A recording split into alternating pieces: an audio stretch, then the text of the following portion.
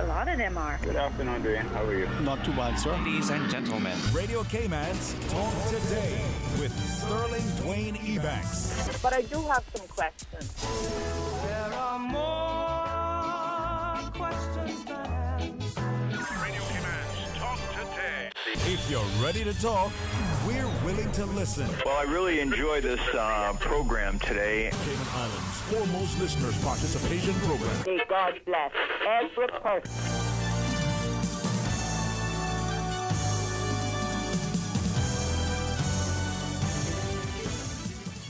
Hey, welcome. And thank you so much for being a part of what is indeed probably the most beautiful, blessed place on the planet. As we invite you to be a part of Radio Cayman's Talk Today program, 1-800-534-8255. Susan's on one side, I'm on the other. Sometimes it's better to be behind the camera, but sometimes you got to be the subject. Well, shout with me, share with me, and show the love. Stay tuned for Talk Today. Talk Today is brought to you by Subway, open 24 hours in Countryside, Anderson Square in Georgetown, and Centennial Towers in West Bay. Radio Cayman's Talk Today, the Cayman Islands' foremost listeners participation program. We ask our listeners to avoid statements or comments which are abusive, derogatory, malicious, or defamatory. Do not use any indecent language or make any statement which is false or misleading. Email talktoday@candw.ky or call 1-800-534-8255. Courtesy of Flow. Cayman's #1 network that connects you to your world like never before. Let your voice be heard. Once again, here's your host, Sterling Dwayne Ebanks.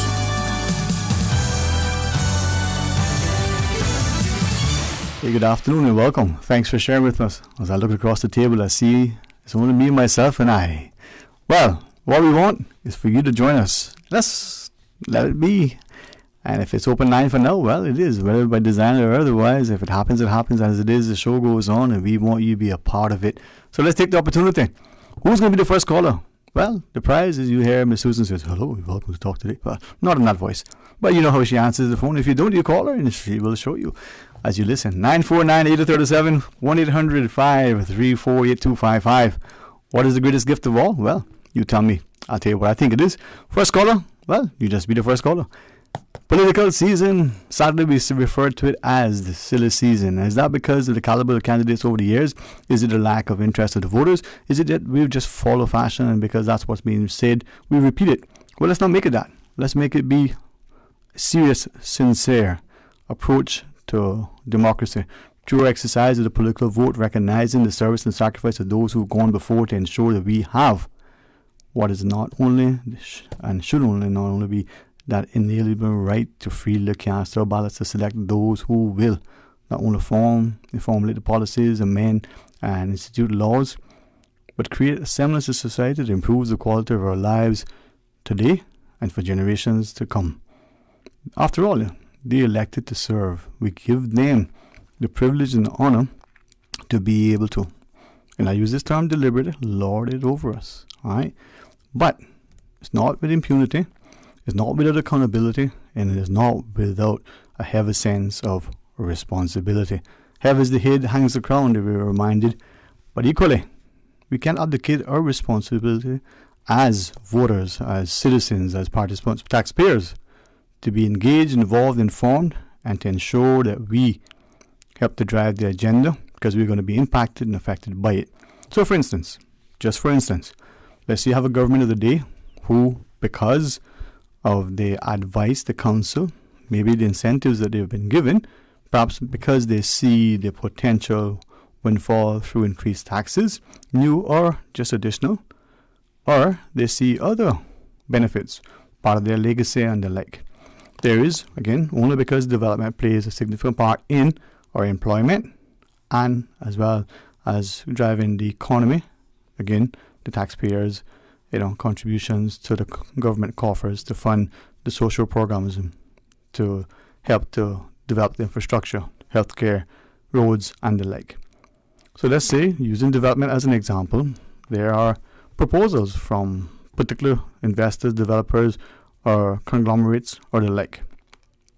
But that requires a level of concession negotiation by, and let's just use the term loosely, the government. And with that, you may say, well, that should be able to take place in a somewhat of a semblance of a confidential space. Now, you may disagree. You say, well, wait a minute, that's the public purse being sort of, negotiations undertaken by public officials, elected and or appointed. So should that not be public? Some would say immediately, because it's not private entities undergoing private development, private research, private sort of business positioning. This is the public purse, public funds, public money, and the public being impacted by approvals or denials, planning or otherwise, and the public purse being required to help to fund, underwrite, subsidize. Some would even say, but for that concession, the project or projects won't be necessarily profitable, financially or otherwise. Now, is the cost to the country properly weighed and assessed, in that you may say the government gets X dollars in increased revenue, but then it has to pay Y dollars out in increased cost to facilitate improved infrastructure, roads as an example. Maybe there's added pressures on the social fabric.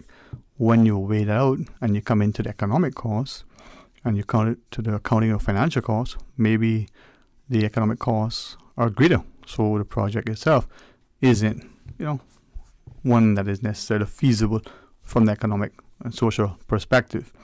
Is the opportunity cost greater than we are acknowledging and willing to admit? But in the end, even if it is or isn't, is the public aware in a timely manner? Is it allowed for those things to be negotiated privately, confidentially, secretly? You substitute the word that you prefer. And at what point, if any, should the public be advised? Now, as I share that with you, invite you to call and share your thoughts with us. 949-8037. If you can and you wish, please use our toll-free line with the kind compliments of flow. 1-800-534-8255. Or likewise, you can hit us up on the WhatsApp, 925-3261. I know some of you have access to another line. You can use that as you have been, some judiciously and otherwise. But hey, that's for another day and another time. For right now, we want to keep it so that you feel invited, involved, welcome, and a very hospitable, respectful, respectable manner. And that's something that maybe I was inclined to share with earlier, and having the good counsel of an honorable gentleman who reminds us that as we move about the communities, not only should we remember from whence we cometh, but it's imperative that we move with a sense of civility, integrity, and if we truly want to be honorable, we have to first exhibit that in order for it to be assigned as a label. Respect, begets respect. If you want to be respected, he tells us, you should show respect. And I appreciate sometimes when something is on your mind, maybe others have shared it similarly. Confirmation, we say, when you hear it from another source, unsolicited, unexpected, and all of a sudden you realize that it comes at an opportune time because it cements what you may have heard 3 or 4 times early in the day or the last 3 days in succession, for instance. And maybe that's the one thing that we are lacking in a society, or we are ignoring to ensure is ever present. Respect. Respect for self, respect for others. Others' person, their property, and sometimes even their privacy. Not that it does, in a sense, indicate that we have to put people at a disadvantage and make sure that they're not creating for themselves an impediment or causing some hurt, harm, or otherwise hindering progress for them or others, but respect. So those of us in authority, our parents, our teachers, our pastors, the police officers, our politicians, are we respectable? Are we equally respectful? Maybe you'll share that with us. And I say to you, the greatest gift of all is love, right? Love in all of its sense. Love thyself as love thy neighbor as thyself. If you don't love yourself, and not arrogance, not that self-consuming love that you are no longer considerate nor respectful of others, but is it a sense of love? That love that we should show each other with a semblance that we are willing to help when we can, at the very least not to deliberately set about to hinder, hurt, nor harm.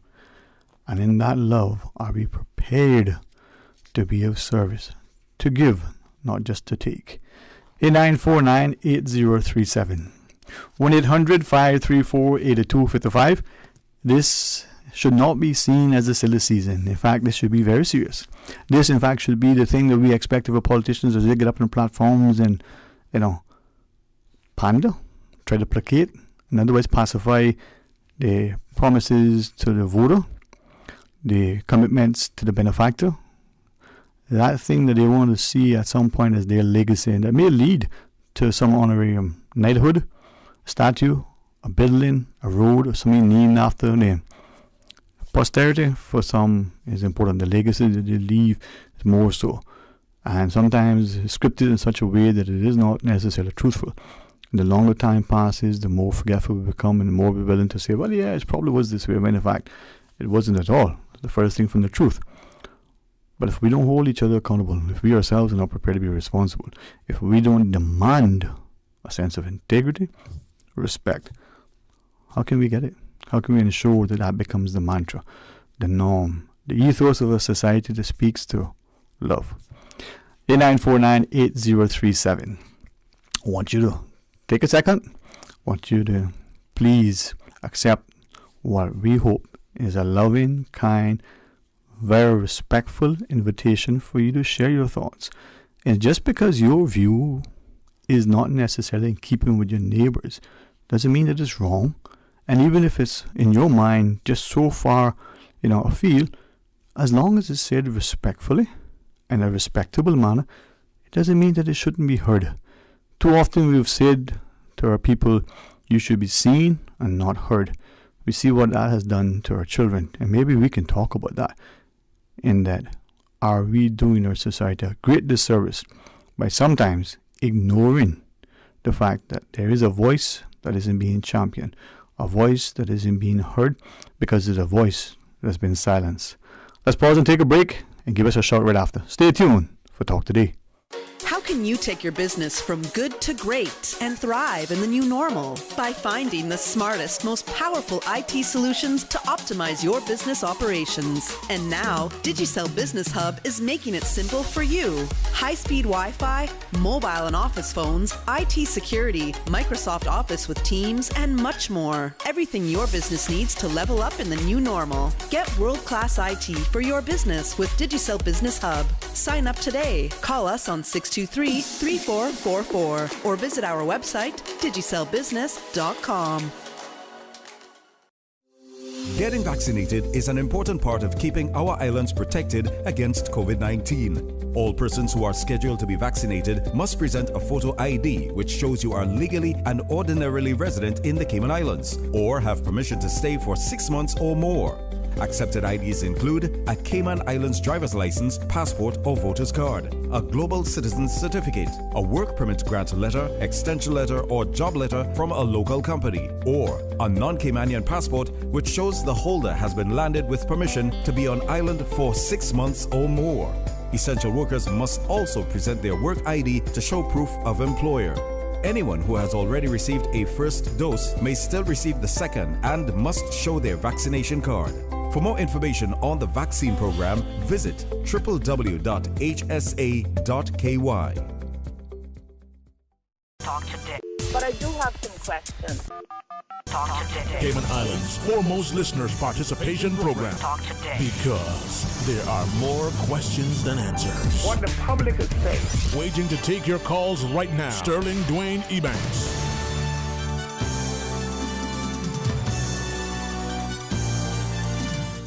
Hey, good afternoon, and welcome back.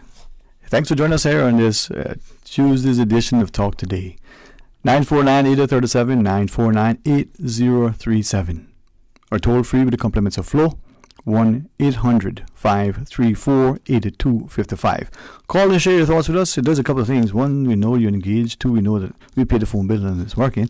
But three, it reminds us that we don't take for granted the many things that we unfortunately have. From the safety and the solitude that we may have to our, with our escapes to Barcus or East End, or, maybe our travels through the different parts of Ireland, to the other little things that are no longer little, simple, or should be ignored. That walk along the beach, that exercise in the park, as best as we can, liberally assign that word these days, because our public open spaces aren't always as public nor open. To that lack of fear that we should have in being alone in our homes or our cars or dining out. Now, we would want to believe that that's the case everywhere. We would want to think that that is what Cayman is still like. But unfortunately, you hear the police reports, armed people going into businesses all masked up with reportedly handguns and the like, and robbing customers as well as the business employees. It's not the society we want, and it should not be one that we accept, condone, or otherwise allow to continue. Now, if the question is that we ourselves are hurting and we believe that that is the way to resolve, our economic woes, well, let's see if we can address that. If it is because we believe there's a level of complicity, some would read corruption, well, we need to address that. If we believe there's a lack of enforcement and competence and the like in the authorities to do the job, well, we need to address that. But if it is that we as citizens are turning a blind eye to it, then, well, no more laws nor enforcement can necessarily address that if we ourselves, as the coming and goings in our society and as we move about, are willing to condone, whether tacitly or otherwise, that sort of egregious behavior, then we can only look at ourselves. Now, we can believe, and if I am wrong, then you certainly correct me, because it's not a good thing to labor on the misguided, perception. But if we believe that progress, that thing that moves us forward, is supposed to be making our lives better, has to come with an increased cost relative to increased crime, relative to us being less safe, relative to our society being less civil and less stable, economically, politically, socially, and otherwise, then for some reason I can't, as much as I try to understand those who share that perspective, I cannot reconcile that. Progress, that means that as you progress, you're moving forward, you're getting better. How can I move forward if I'm taking, steps backwards? Again, maybe I'm overthinking it, overanalyzing it, maybe I'm just not understanding it. So if that is wrong, that I can't understand how progress can mean that we move backwards, how progress can mean that we have increased unemployment, increased crime, increase all of the things that we would normally think of as being negative, then is that really progress? And does it mean that some are not going to get hit faster, whether at their own, sort of behest, whether being propelled by others? But at least, generally, what is it that we're reminded? A rising tide floats all ships. All right, shut us up on the phone lines. 1-800-534-8255 or 949-8037. You can also send us the WhatsApp 925-3261. Now, as I look at messages that had come through during the break,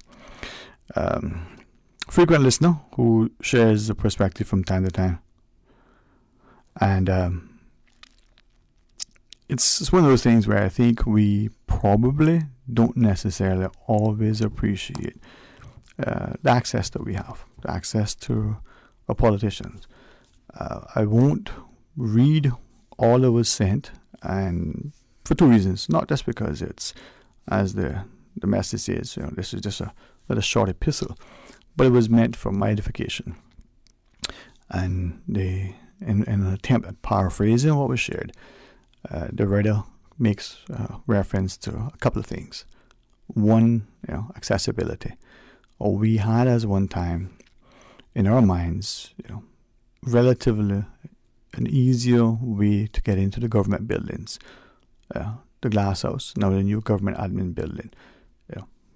Granted, we may believe for safety of the occupants, the politicians, the dignitaries, and whatever labels we assign, perhaps for their safety.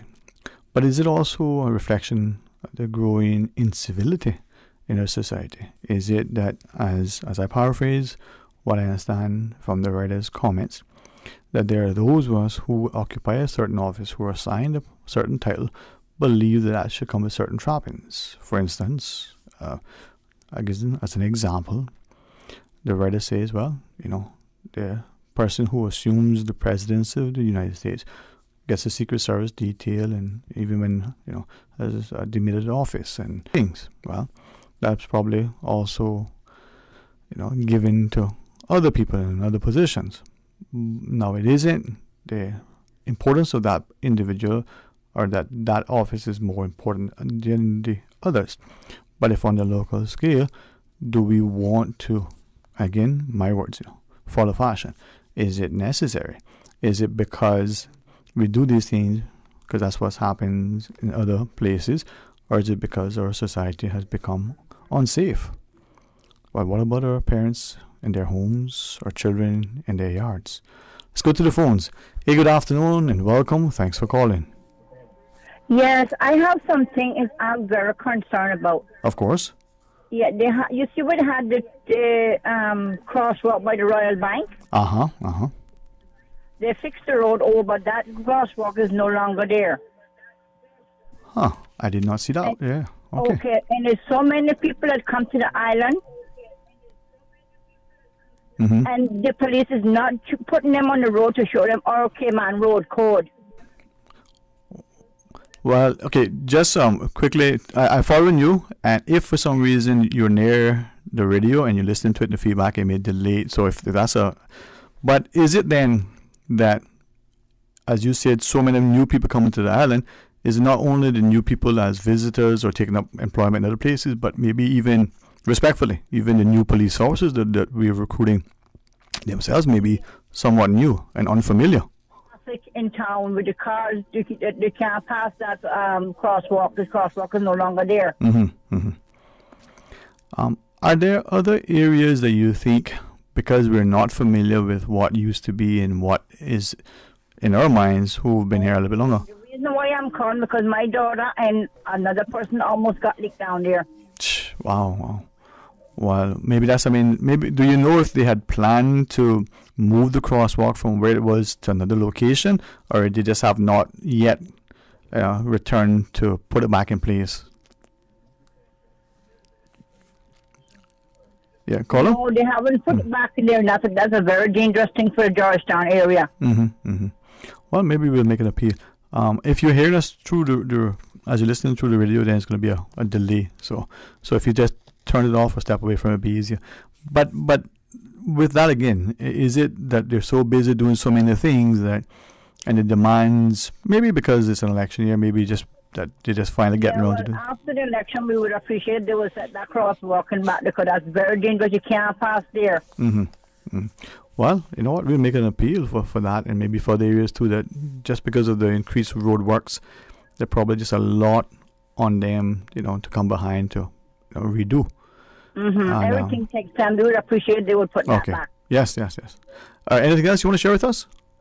Oh, yeah. Thank you. Thank you, too. Thank you for listening and sharing that thought with us. Have a good afternoon. Okay, you too. Okay, bye-bye. And to the caller's point, it isn't just that we have new people to the island or new people taking up employment in positions of authority. But sometimes it's the pace at which, again, the progress, development is unfolding. So a road is repaved, for instance, widened, realigned, or otherwise. It could be scheduling. It could just be a simple oversight. It could be that there's a decision. Well, it was in the caller's example, the crosswalk was here. We're not going to put it back. We're going to put it back somewhere else, or we're not going to put it back at all. or it's the intention to, return it to the way it was, but the communication, the scheduling, the logistics may not necessarily mean that you do it immediately after sort of gets lost in a shuffle, as it were. In this instance, we probably, again, need to be respectful of the demands, the challenges on all of the resources, people's time and the like.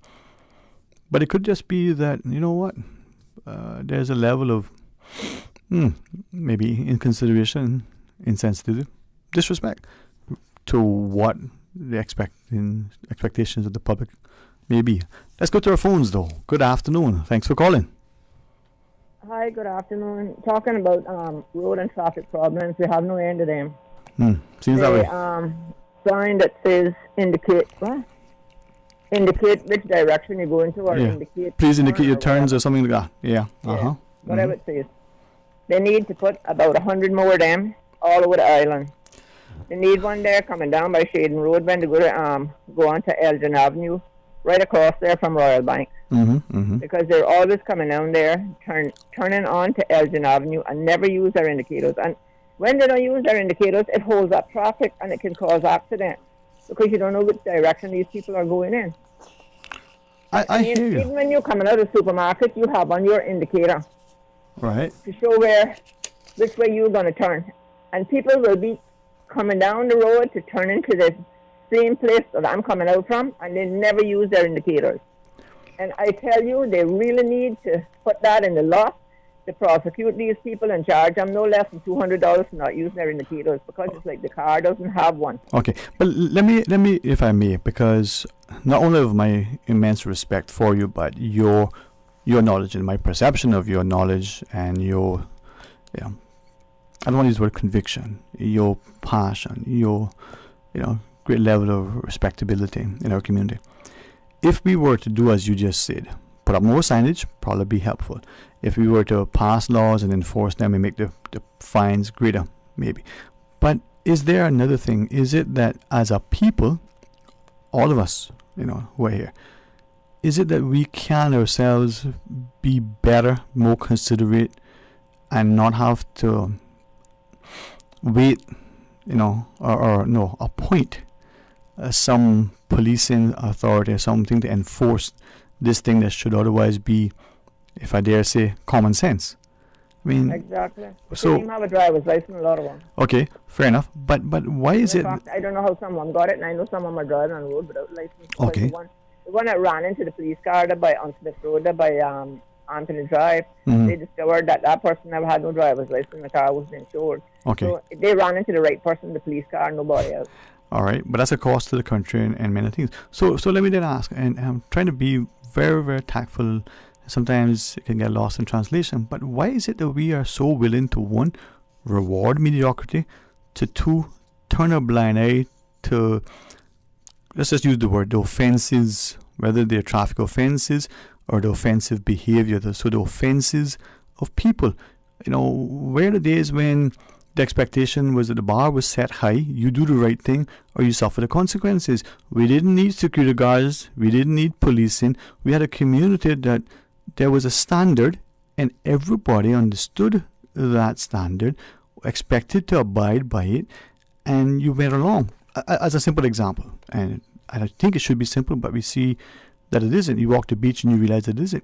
You didn't throw your garbage on the ground, right? You went to the beach and then you put it in a garbage bag and you took it back and you disposed of it properly. You ever went to the beach just recently and... Yeah, you should go Smith back there. they got broken glass and bottle covers all over the place. Okay, but... There's no sign that says no littering or littering fine is $500 or whatever it is. And they need to have at least two recyclable things there, one for plastic and one for can. I got you.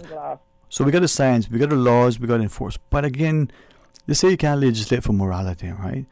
And integrity. But do we need laws to tell us that that's the right thing to do and we do the right thing because it's the right thing to do?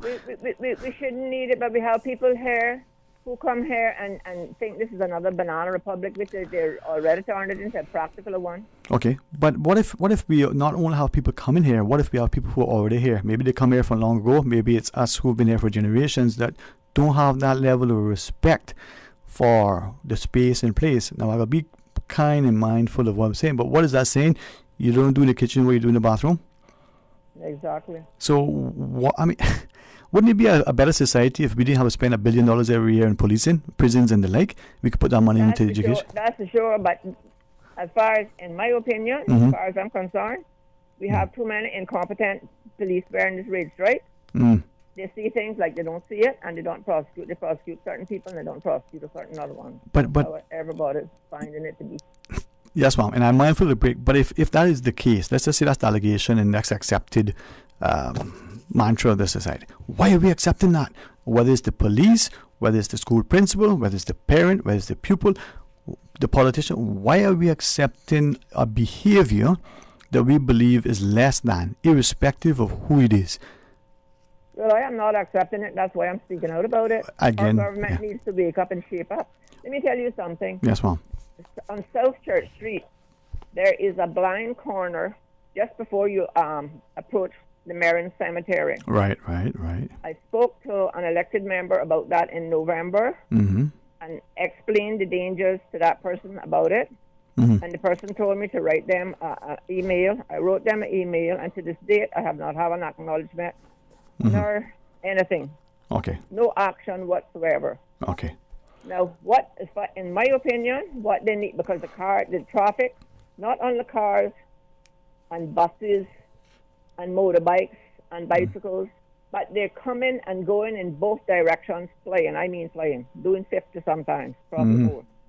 They have had a good amount of accidents there. Across from the cemetery, they ran into one chain link fence, I couldn't tell you how many times, and mashed it down. And they ran into the one right next to it, which is a cement wall, I don't know how many times, and mashed that down, and they had to get it fixed. Now, and one of the last accidents I know about, I heard that this person was going to deliver food, and he ended up going across the road and ran into an almond tree and was unconscious. The car was all mashed up. The ambulance had taken to the hospital. It is very dangerous there, and I don't know how nobody hasn't got killed there yet. They need to put a speed bump whether or not the public likes it or those driving their vehicles like it or love it, but it's to save a life and to save lives. Yeah, well, true. Not these speeders who are disrespecting other people on the road. They are not the only ones on the public roads. All right. I appreciate it, and I could engage you further, but unfortunately, I'm being disrespectful to Ms. Susan. But now, we're watching the break. We've got our wonderful sponsors 5 minutes over. Mom, forgive me. Let us just pause then. Take our scheduled break a bit late. When we come back, we'll talk today. Things just got a bit hotter on the island. Come in today and order the new spicy Korean subs at Subway. They're sweet, spicy, and especially satisfying. Stop in and try the pulled pork with spicy Korean sauce, or the chicken with spicy Korean sauce. And you can message WhatsApp at 929-4658. Order online or use Let's Eat or the Bento app. The spicy Korean subs at Subway in 2 flavors, extra saucy and extra spicy. Subway, eat fresh. For the record. For information that matters to you, the people. Hear from the government, the opposition, independents, and other experts on issues and solutions that affect you. For the record. Every Monday, Wednesday, and Friday, tune into 89.9 and 93.9 FM from 7:30 to 9 a.m. for Cayman's new Straight Talk Morning Show. For the record. I invite you to join me for the record. You are invited to be a part of this interesting and informative show. Embrace the opportunity to dialogue with your legislators, policymakers, and those charged with policy implementation. For the record. Brought to you by Coca-Cola. Available across the Cayman Islands from Tortuga Distributors. Accept no substitutes. Taste the feeling with Coca-Cola. And now, a paid political message from West Bay West candidate, Mr. Mario Ebanks. It's time for a proper hurricane shelter and multi-purpose civic center for West Bay. It's time for family and community empowerment. It's time for affordable housing higher incomes, and a better quality of life. West Bay West, on 14th of April, please vote for Mario Ebanks. Together, we can restore dignity, build better communities, and achieve positive change. It's time, West Bay West. It's time. The proceeding was a paid political message by West Bay West candidate Mr. Mario Ebanks.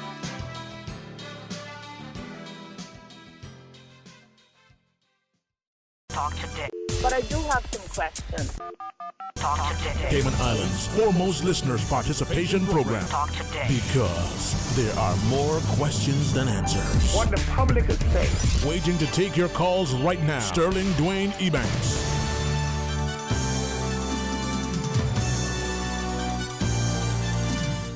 Hey, good afternoon and welcome back.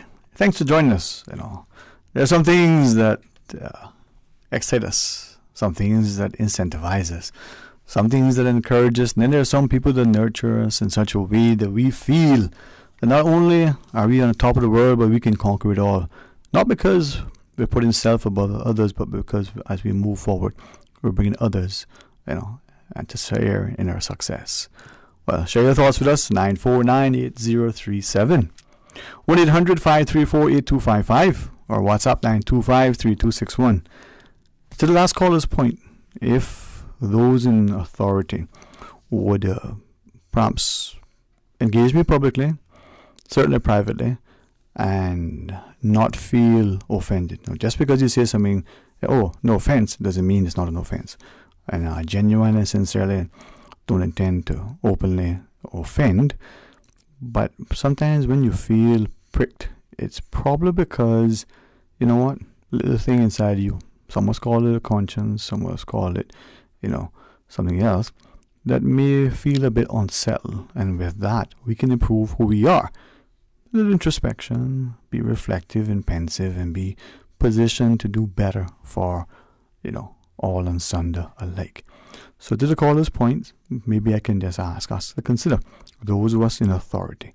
So whether we're police, or whether we're parent, whether we're the principals in our schools, or whether we are the seniors in the organization, whatever the authority is, are we acting respectful and in a respectable manner?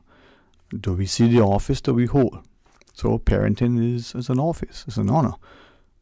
Whether you deliberately, by design, set about becoming a parent, or you may have, with your family practitioner, tried to plan, or when you would, but it happened otherwise.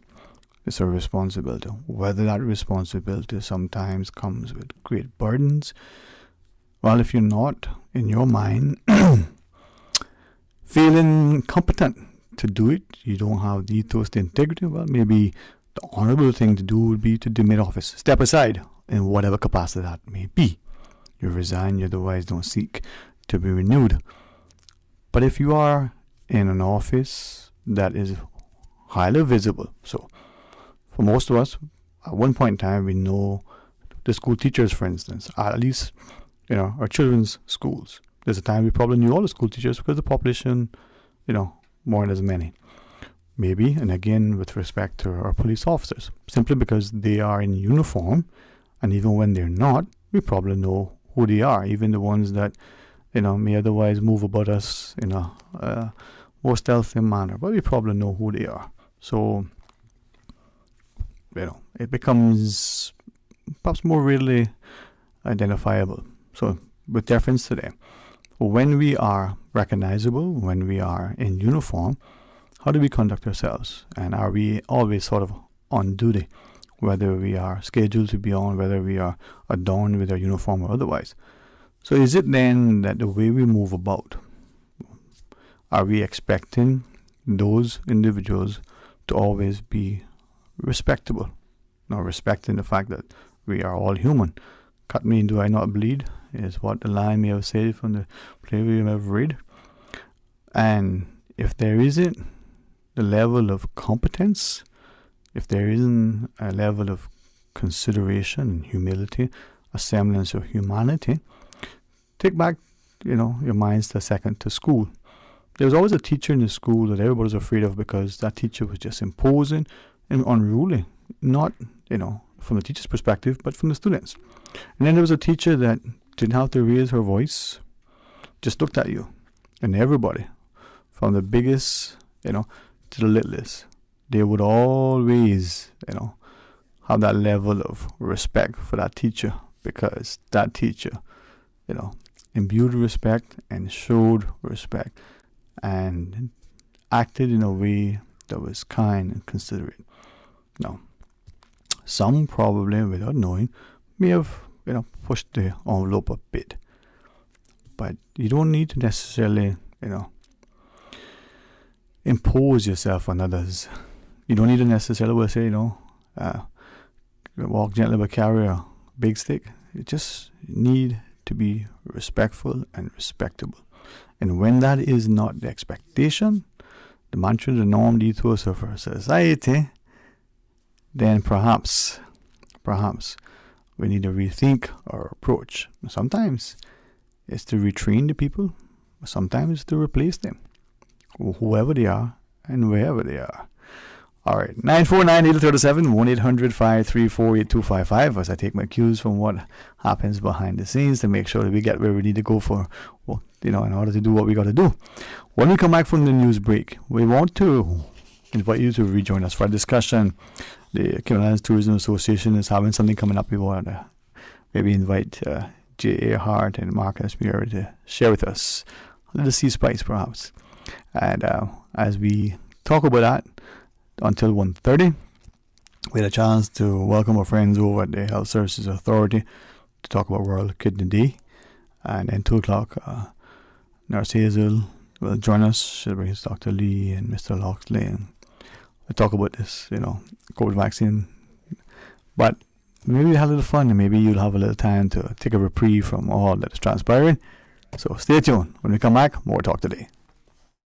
Now you can listen to Radio Cayman everywhere. Everywhere. Can you hear me now? Everywhere. Everywhere. Yes, right from your Android or iPhone. Download the Radio Cayman app now on your Android or iOS phone. The Radio Cayman app is where you can listen to Radio Cayman everywhere you go. Everywhere we go, we go.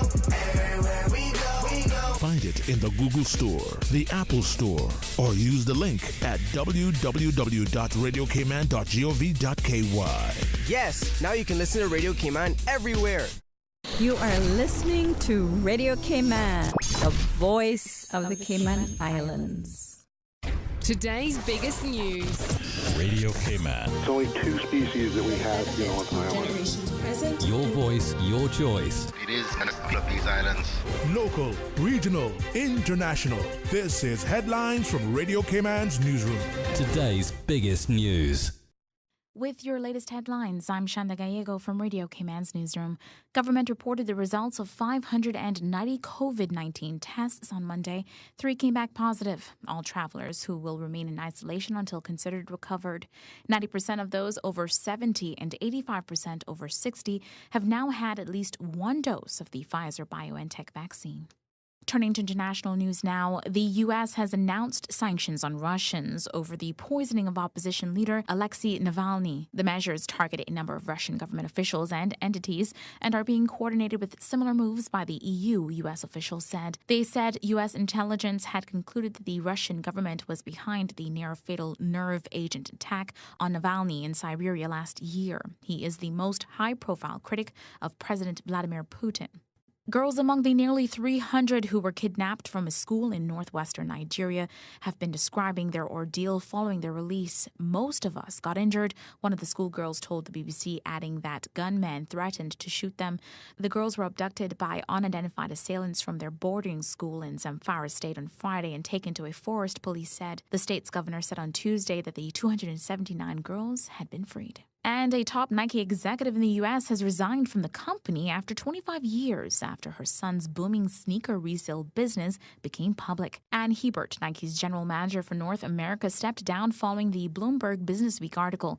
It reported the son used a credit card in her name to purchase shoes for his business, which he resold for a profit. Nike defended Ms. Hubert's conduct, saying she had disclosed her son's West Coast streetwear firm in 2018. Those are your latest headlines here on Radio Cayman. I'm Shanda Gallego.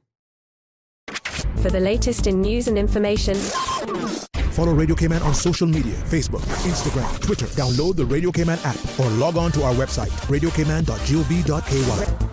Talk today. But I do have some questions. Talk today. Cayman Islands' foremost listeners participation program. Talk today. Because there are more questions than answers. What the public is saying. Waiting to take your calls right now. Sterling Dwayne Ebanks.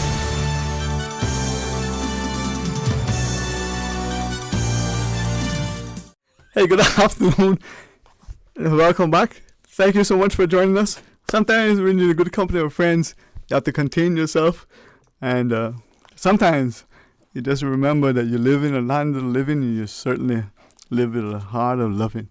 In the studio, we have the Executive Director for the Cayman Islands Tourism Association, a gentleman that you remember fondly from hosting Talk Today way back when. Way back when. Mr. J. Earhart. Oh, those were those days, man. Those were the days. No. You can say it like that. Oh, man. But it's good, huh? It's good to be back in the studio. It's nice to see everybody. It's like when you've been away for a while, like when you've been out to sea back in the day, and you come home and you're seeing all family and friends again. It's very nice. I think more like a school reunion, you know. Yeah, exactly. There are those who see you and love you, and those who say you've been gone but not long enough. I think it's the latter sometimes. Is that what it is? All right, well, Susan's always willing to see us, and she shares so us. lovely. Yeah, man. And Marcus Murray, thank you not only for your service to the hospitality sector, but your service on Cedars Board and the like, and the chance to chat with you. It's a beautiful space and a beautiful place, and I tell you, there are times when we look at the community and we don't appreciate what we have, but we're only reminded when we see others who say, hey, listen, you think it's bad today, man, you should go hang out with the politicians. I mean, okay. We can say that. There's no politicians right now. Hey, we can say that. Yeah, they're all out of a job right today, as of today. Well, they still got 3 months' pay, man. Well, but we're not talking about that. Yes. No politics, guys. Yeah, no politics today. Sorry, you should have told me that earlier, man. All right, but I'm excited because when I see the corporate entities come together, when I see us reach out with, and this is one of the beautiful things of this country, there's such a charitable nature, a kind, generous, giving spirit that isn't asking for anything. There's no, altruism. Well, there's no ulterior motive, but there's a lot of altruism. Yeah. And I'm mindful. So as Executive Director for the Tourism Association, Mr. Earhart, before we ask Marcus to try to join us, this event that you have sort of schedule, it's a wonderful thing. I mean, it'd be nice to be a part of it. Huh? Well, it is great. There's a couple of things. I mean, we looked at our schedule and we were trying to host again the Taste of Cayman in 2021, but with the government restrictions for prevention of COVID, unfortunately, we just couldn't get enough people in one room or one area, even though it was an outdoor arena, to make it a profitable event for anyone. So unfortunately, we've had to postpone that again. You've seen the press releases about that previously. Yes. But so we were. How else can we raise money for charities in need that are helping out people that are very much in need during this COVID crisis? And I must emphasize, this is a crisis. There are a lot of people that don't have enough money to feed their family, pay their electricity bill, pay their rent, pay the mortgage on their boat. The dive masters and the dive operators don't have enough money to do these type of things. People are in need in the tourism sector, and this is just our little part of trying to help out and be part of the community to be supportive. Yeah, man. And I'm glad you emphasize the crisis, because it's not just globally or regionally. It is something here. And even those of us who may still, be gainfully employed, very cognizant that prices are increasing for different reasons, the demand, the low supply, the inflation, all those things. Yeah. But the money that we have can't and isn't going as far. And even though we may pay, the recurring expenses, we're cognizant that it's a challenge each month. And probably there's a pressure on us, a growing pressure that, well, what if next month, or the month following? And that itself creates inner turmoil. But again, if entities like the Tourism Association, together with the corporate partners, come together and somehow raise funds that may provide a little reprieve or a little cushion, or at least a semblance of, hey, there is love, there is a sense of appreciation. There's incredible love out there, and I think the CITA and all our tourism industry partners are struggling right now. So it is the idea, even during these tough times, to come together and create something special, being part of the society, helping out organizations who depend on the Society of Cayman to operate. Various operations have their own fundraisers and different events raise money, like the Cayman Food Bank got from the Cayman Cookout quite a big paycheck. And we were looking at it, how can we help? Obviously, I've been quite involved with the ARC, and I fell in love with the ARC because it's a wide variety of support what they're providing. At the same time, you know that by yourself, children mean everything to me. And Feed Our Future provides a meal for a child going to school who their parents can't afford a meal. And this is bare essentials for them to actually live, be happy, go to school, learn. And due to this, we decided, okay, let's get together and create something. The fun thing is, our event here, we pay each and every participant is in there. We do not expect the restaurants who struggle right now to go into their pocket and pay for it. So we went up to them and said, guys, I want you to participate. We want to shine. We want to have a high-end event. And we will pay you whatever it costs you to provide the food for it. We always, it's kind of funny, we always said, who is a great band to entertain where everybody dances the night away? And for me as Swanky, just in pure numbers, it's just an experience. And when you get the guy with the fiddle, with the trumpet, the voices, the whole thing. From the greeter to the drum. And you know what? It's an experience. And I want, by the end of the night, everybody be up there by the ocean and dance the night away. And they're getting paid. Each and every one gets paid. Yeah, it's not a lot of money, but we want to raise money. We pay for your expenses. We pay what it takes to be there, and we'll give you the best experience possible. That was the fundamental idea. Okay. See, that is so enticing. I'm not going to dance with you. I can see that look in your eye. You guys talk right now, I was taking lessons, bro. I thought we were secure, man. Listen, we're going to take a break. We're going to rehearse. I mean, we're not going to do that. No. So you won't dance with me? Well, Marcus will. We'll dance around the microphone. No. We'll dance around the microphone. So there's dancing there. At least we know that. Oh, yeah. So this event, we know it's going to, bring for us a sense of strong community spirit of giving and thanksgiving. It's going to be some time to celebrate and to appreciate where we are as we raise funds to support, very, very respectable, worthy charities. We'd also, you can let our hair down. We can enjoy ourselves. Well, exactly. It's going to be a really fun high-end event. I mean, as Marcus was saying, he's really the instigator and the person behind all this. He was the guy who said, let's do this. We can make this happen. And as you know, with ARC and what they did during the actual lockdown and feeding people that couldn't afford to go to the to a grocery store and get food. They were providing cooked meals for families in need through Deckers and the ARC, and it was fantastic. And of course, Feed Our Future does such an amazing job with making sure that all of our children have food on their table and a meal at lunchtime to go and enjoy themselves. So, it's just an amazing thing. But right now we've got about 12 different restaurants taking part, from the Kimpton Seafire, the Ritz-Carlton, the Bird, Crack Conch, which is always one of my favorite places, Tucka West, which has just moved into your neighborhood up there in the Calypso Grill area, and Morgan's Harbor. Tilly's is taking part, Anchor and Den, Bacaro is fantastic, Agua, Peppers, Zest, Maureen Cubbin is fantastic. The food she creates is just amazing. Abacus, of course, is always amazing, and Georgetown Yacht Club doing an amazing job as well. And I'll do the plug right now, eventpro.ky/cspice. Buy your ticket now. It's just all going online right now. But did I do that? Did I do that okay? Yeah. Okay, good. Bro, you used to do this, John. So, no. Next, when is it? Because it should be tomorrow. We are around 10 days away. It will be Saturday, the 13th of March. Saturday, the 13th. It is the perfect night, and the event it's kind of magical. It goes from sunset to midnight. So basically, doors are open at 6 p.m. Sunset is at 6:34. So you arrive there, and one ticket pays for everything. The moment you enter the doors, all you have to do is enjoy yourself. Grab a cocktail, enjoy the sunset, and then enjoy the festivities. We haven't even talked about the raffle, so they might want to spend some extra money on the raffle ticket that's available. I hear that's amazing. Wow. You seen the picture? Yeah. The picture of the helicopter? Yeah. So it's a round-trip helicopter. This is a very exclusive, very luxurious helicopter, leather seats. It's not the sightseeing helicopter, not saying that's not a bad helicopter, but this is 100% better than that. It is an amazing helicopter trip to the BRAC. You enjoy an all-inclusive lunch at Le Sol d'Or, and then they fly you back. We're not going to leave you on the BRAC, although most wouldn't be a bad thing. Some people will complain. Say that. Jeez, that wouldn't be a bad thing, especially on a work day. Yeah, but I mean, and that's $25, and you can also buy those on Eventbrite. You don't need to be present to win. We'll make the raffle draw later, but it's only $25. And we thought about doing an auction, where it's like, oh, we'll auction it off, we'll make more money. And it's like, no, we want to make it available for everyone. So anybody who spends the $25 on a raffle ticket has a chance to win.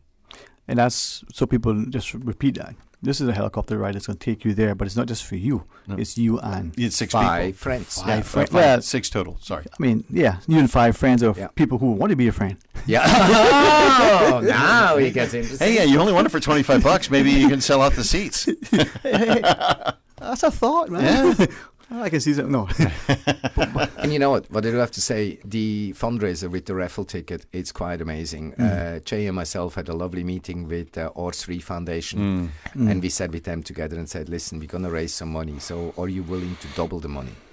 And they said, what do you want to do? Who you want to support? And we said, this time around, it's the ARC and Feed Our Future. And they said, okay, whatever money you give us, we will double it for you guys. So basically, $10,000, $15,000, whatever the number may will be, they double it up and give it to each of the foundations. So it's kind of like we want to encourage, and for me it's all the time when you go to auctions, a few rich people are able to afford to be in an auction, but this way you have a chance to win for $25. The price, if you take the whole thing together, looking around $13,000, $14,000. The whole entire experience has been donated by very kind people. They said, yep, we will help you out, no worries whatsoever. And it's something. The fun thing is you can't rent the helicopter. You can buy the helicopter. The only way you can get on this helicopter, you need to win it. Yeah. And it's something, it's just fun. And you fly to Cayman Brac, and I'm sure they fly around the bluff a couple of times and look around what's actually happening.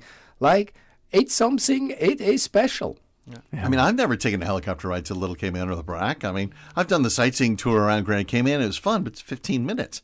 This is, a nice, long helicopter ride, 90 miles, 91 miles. Wow. I mean, long ago, a good friend had a small little private plane, and we would fly over to the BRAC and Little Cayman, but that was when I had it here, and a lot more freedom. I resemble that remark. But I mean, in a helicopter where you're the passenger and not sort of, at the behest of the pilot, it ought to be a spectacular, exceptional experience. What a way to make an impression, huh? I think it is. I'm sure you're going to find some champagne on board as you get on, and you're welcomed on board by the pilot, and they take you off on a really exclusive, very amazing trip. It's pretty nice. Well, I'm hoping that people will join us after this quick break, not just to find out how to get tickets, but to realize the importance, too much given as much as required, but equally to appreciate where we are, and in the little that we have, there's a lot, and we can give in a way that contributes so much more to others. Absolutely. And I think the evening of the 13th sounds not just inviting, but sounds like something that, well, for those of us who like food and good festivities, this might just be the space to place. I like it. All right, let's pause and take a short break. When we come back, more talk today.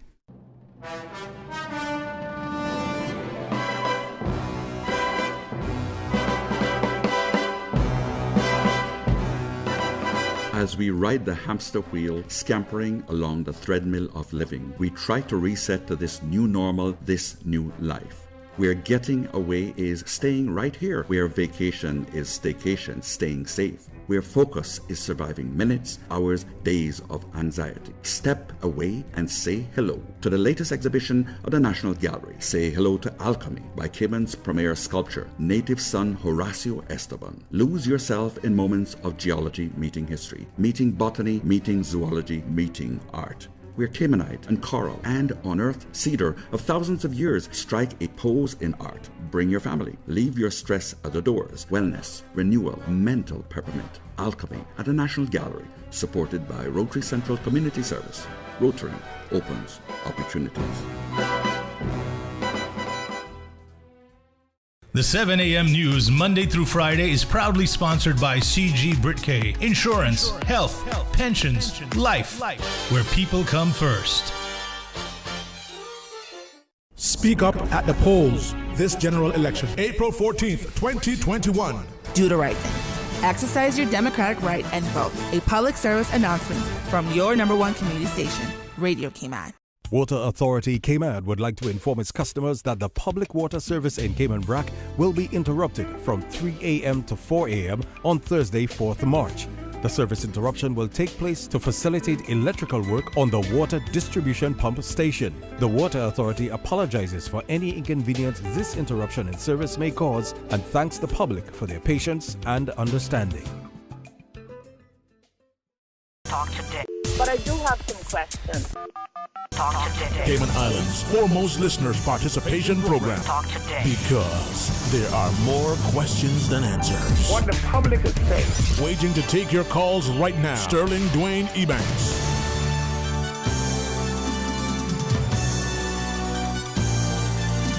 Hey, good afternoon. Welcome back. Thanks for joining us in the studio. We have the Executive Director of the Cayman Islands Tourism Association, Mr. J.A. Hart, together with Marcus Muir, one of the directors over at CETA. And, of course, a restaurateur, one of those fellows, man, that you see out and about and you can just enjoy his good company. Always fun, right? Hardest working man in showbiz, I tell you. Hardest working man in showbiz, huh? He's the guy. He's the Energizer Bunny. He just does not stop. Oh, man. And as they tell us about Sea Spice, a true and experience and all-inclusive night over at the Cape Town Sea Fire on the 13th. So not this Saturday, but the following Saturday. Correct. From sunset to midnight. And at the Kimpton Tiki Beach, the old Tiki Beach area called Beach Deck now. I love what we've done with the setup is that it's going to be like seaside dining. It's going to be beachfront dining. It's under the lights and stars, and the music is going to be fantastic. It's going to be a wonderful, wonderful evening. Everyone should take part.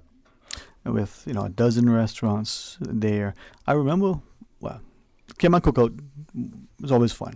And my favorite one is the beach barbecue, where you go on the beach and all the stations are there and you walk around. Is that the beach barbecue? Yes. Is that what it's called? Yeah. That's what that's called. Yeah. Is it going to be similar to that in a sense with the stations, or what is it going to be like? I believe that we want to change it up a little bit. Okay. I attended this barbecue at the Cayman Cookout, and we wanted to make it a little bit more unique. The one thing what I wanted to add, we wanted to add as a team, bring some local flavor towards it. I think there's always a place for some high-end restaurant that make the funky little stuff up there, but then we got to go down to basics. We have island flavors involved in it with peppers. Peppers is really cool for me. Then we have one of the restaurants, the Crack Conch, will make their specialty. Everything about conch. They got 2 different combinations out of it.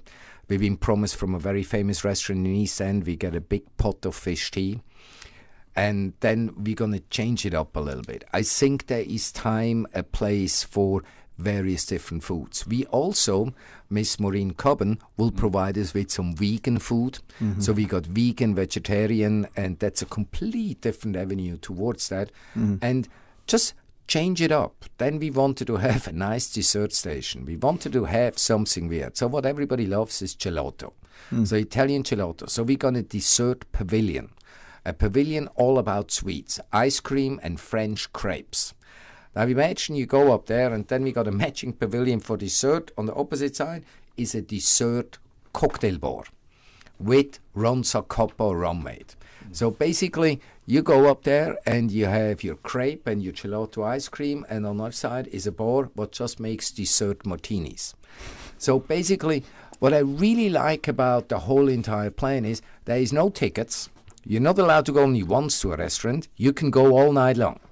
You can have as many designer cocktails as you may wish. You may allow to camp out at a restaurant and eat them out of food as long as you want. They will not run out. And it's basically from 6 p.m. till midnight. You do whatever you want to do. Indulge yourself. But then when the music comes on, You just swing the night away on our dance floor by the ocean under the stars of Cayman. It will be really, really tremendous. It sounds magical, as you said. And thank you. There are many people, I think, who appreciate that there are times we indulge.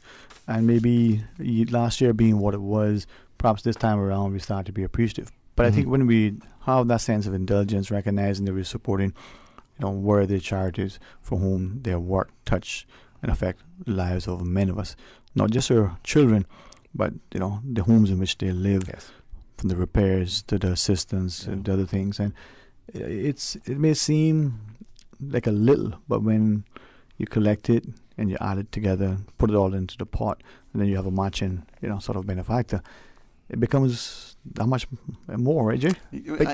Sorry, Mark. Sorry. Every dollar counts. Yeah. And you know what? Many people distributed handsomely on the island. Mm-hmm.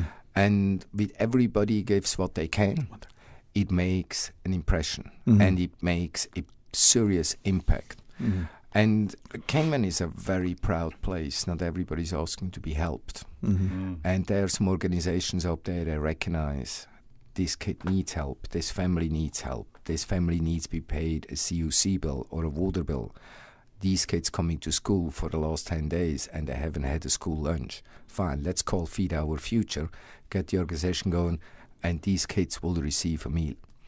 If we can be part of this, we are immensely proud and be humbled that we are able to support and help. The community of Cayman is one of a kind, and we figured this out since last March, what has come together. And I do have to say, all our distributors, all our people, all our providers, during the org time, we needed beverages. And you know what? They were all the big distributor of CDG, Jake Scott, Tortuga. They just said, hey, you guys, do you need drinks? Yeah, we need drinks. And all of a sudden, a truck driven up and was a pallet of sodas came out and water. Then CDG gave us all the rum cakes in the world they had up there, and they just brought them in. And you know what? These meals provided a day of happiness for the family. And the kids were happy. And you know what? A lot of people think, we're back to normal. Life is normal. Everything goes well. Sorry to say, guys, it is still tough out there. We got 20% of our GDP is not working on all 12 cylinders. We are struggling. Some of the people close their businesses down. If you go to Georgetown, how many businesses are open? How many are closed? The struggle is real. Yes, the restaurants do well over the weekend from Thursday, Friday, Saturday. Go on Monday, Tuesday, Wednesday. Some are closed. Some are closed. You go out east. You go out to West Bay on a Monday, Tuesday, Wednesday. East End, on North Side. A lot of restaurants cannot operate out there. It just doesn't make sense. Listen, we are looking forward, and I think the new CITA board has come together. And honest to God, I got give the love to MOT, Ministry of Tourism. All the people involved, we're communicating right now, we're working together, and we're working on a plan how we're getting back on our legs. Get these people back employed, get back into business, start to pay our bills. It is time to stop to go in your savings up there and just get back to business, break even. We are a vacation destination. We're lucky enough to have financial services here. Yes, we're lucky enough to a lot of people want to buy condos here, but we are the entertainment of the Cayman Islands. If we wouldn't exist, people wouldn't want to be here, because what we provide to the island is the entertainment. We bring the quality of life. The standard of living is what we're bringing. We are the taste of the Caribbean culinary capital. We are the fun part, why Cayman is so good. Or it is for residents, or it is for people visiting. We are it. I think this is where, when we, as you so ably reminded us, this is where we need to draw near, and we got to draw dearly to making sure that we preserve, protect, promote what we have and who we are, and why we're doing what we're doing. So at the end of the day, this level of civility and prosperity, but also the importance of the social sort of fabric is continually, melded in such a way that future generations, I look to my brothers and see the work of our father. The boats at one point in time was seen as something that didn't have great value socially nor economically, but nobody see the importance of it. And as Marcus reminds us, the challenges of the businesses to pay, the overheads that still continue. I'll be very frank. We've been talking a lot lately with the water sports industry on the island. And you know what? You sit up there and you say, how are you doing? And he said, Marcus, I haven't gone out with my boat for the last 8, 9 months, 10 months. People don't always see what each part of Cayman, what it provides to us. There's a lot of boats provided, a lot of services up there. There is no people that go on these boats right now. They might have a charter on a Saturday, a birthday party on a Sunday, and then for the next 2 weeks we have nothing. These boats are not cheap to keep up. These people had employees. The people came up there showing the people how the reefs look like, what we can do, how to feed fish, how to feed a stingray. I mean, we need to get these guys back to work. And Troy is like the spokesperson of all the water sports operator. I mean, he's amazing. He is a great guy. And he stood up there and said, guys, we need help. And you know what? Government was listening to it. And honest God, I'll be very frank, we at least are some operations in the restaurant business. Water sports, they got nothing. And they need support. And you know what? Yeah, we work Monday to Friday. I mean, how can we go on a boat? Government stepped up and getting there. And right now they need a little bit more TLC, because without them, there's a big part of Cayman, the ambience is missing without them. So we need to keep them afloat. And then you've got the Caymanian family that saw the boost in tourism over the last 5 years and said, hey, let me buy an apartment. Let me Airbnb that out. Let me make some extra money. Let me make some of the success that's going on. They still have a mortgage, and a $1,500 a month stipend is just not cutting anything. I mean, it's great, and thankfully the government is giving that, but it's not enough to keep you alive. That's for sure. All right.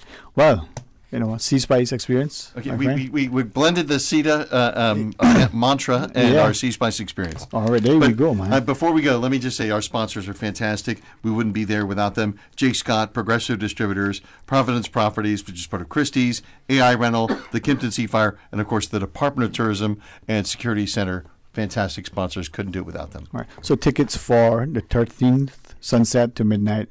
Yep. How do we get tickets? Eventpros.ky and then /CSpice. And that's the best and easiest. Pretty much it's the only way. And don't forget the raffle. You can buy the raffle on there as well. It's under CSpice as well. $25 gets you one chance to get a unique, one-of-a-kind, never will you ever be able to buy this experience. Helicopter ride to the BRAC and lunch all-inclusive at Le Sol d'Or. It is, man. I'm hoping that when the event is over, that it's not only a resounding success, but maybe we can, despite the growing demands on the schedule because of the elections, you'll be able to come back on, or even a phone call and give us a quick update. I would love that. I think Jay is the man for that. Yeah, he has a face for radio for sure. I think I do have a face for radio, but I think every politician that comes on here needs to be asked, what's going to happen with tourism? When we reopen, what are we doing? What are we doing with tourism? What's your plan to reopen? If we don't get it, we need to talk. That may have been the shortcomings thus far. Gents, thanks for Thank you for putting having this together. Thanks to the community in advance for their continued support, all your corporate sponsors, and for those of us who attend. We're making a meaningful impact in the lives of our communities. So the 13th, it's going to be a great evening, man. Thank you. All right. Thank you very much. We're going to pause and take a break, and when we come back, we invite you to be a part of our continued discussion. So stay tuned for Talk Today. At Subway, we know a meal isn't quite complete without a side, and that's why we're introducing waffle fries.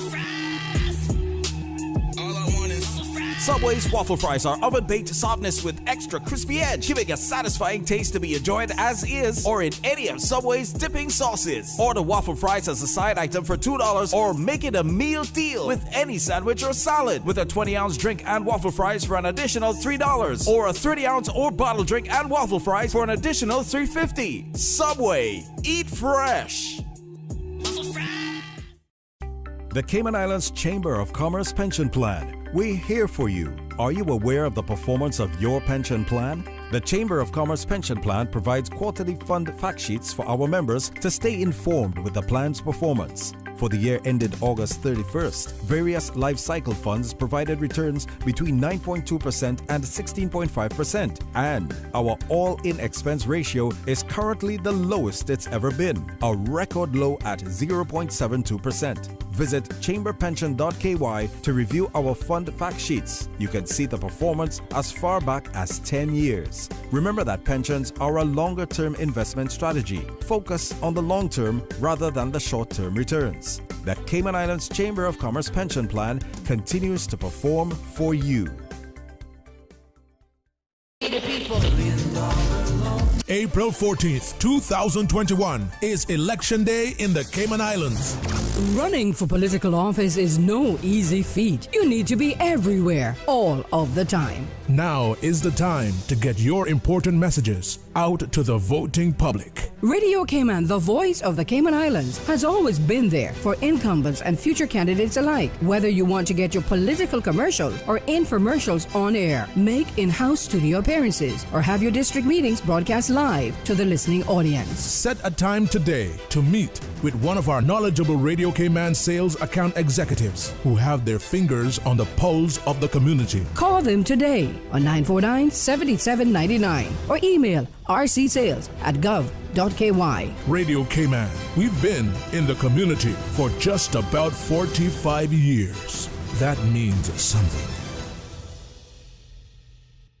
We bring the sacrifice of praise to the house of the Lord. Radio Cayman, this is how we wake you up in the morning.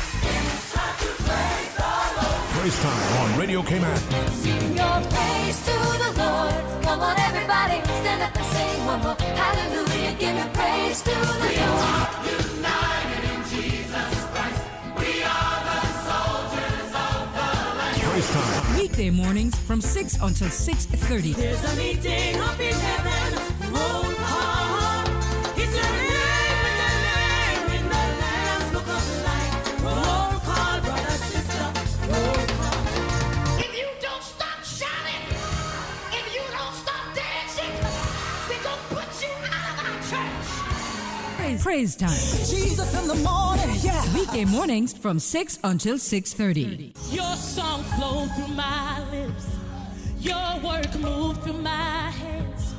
Your thoughts stay on my mind, living me.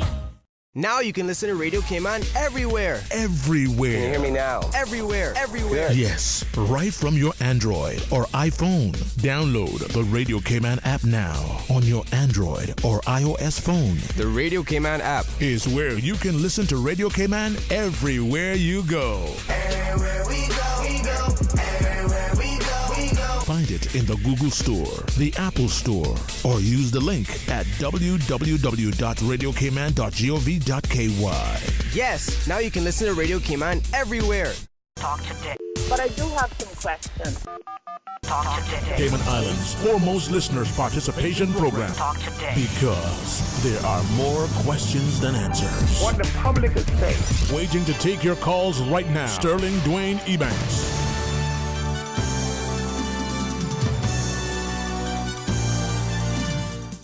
Hey, good afternoon and welcome back, and thanks so much for joining me. And I know you're thinking, look at that, eh? He gets paid to learn, to laugh, and to feel the love. Hey, what a beautiful job, what a blessing it is to be able to embrace. As we always continue our partnership with the Health Services Authority today, in particular to talk about World Kidney Day, I wanted to have their, capable, competent, committed staff joining us to be able to share in the education and to remind us the importance of taking ownership and being our best champions. As we go around the table, I've already set the stage and asked our respected guests, Nurse Arlene, maybe with you first, to introduce ourselves, and then we'll get on to the discussion about the importance of, looking after our kidneys, but our bodies as well. So, Nurse Arlene. I am Nerlene McLeod. I'm the nurse manager for the dialysis department at the Health Services Authority. We there have been treating all the patients who have renal failure as two modalities. We do hemodialysis, we do peritoneal dialysis as well.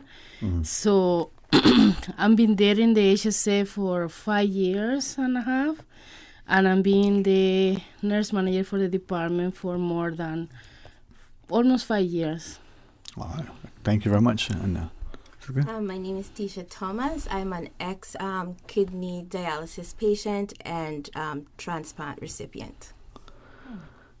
She says that, and it always strikes me each time she reminds us, because with that gift. That's the gift of life, right? Gift of Appreciation. life, Doc, good afternoon. Yes, I'm Raymond Rohan Moving, internist at the HSA. I have a special interest in nephrology, so I tend to love to partake in anything that has to do with renal.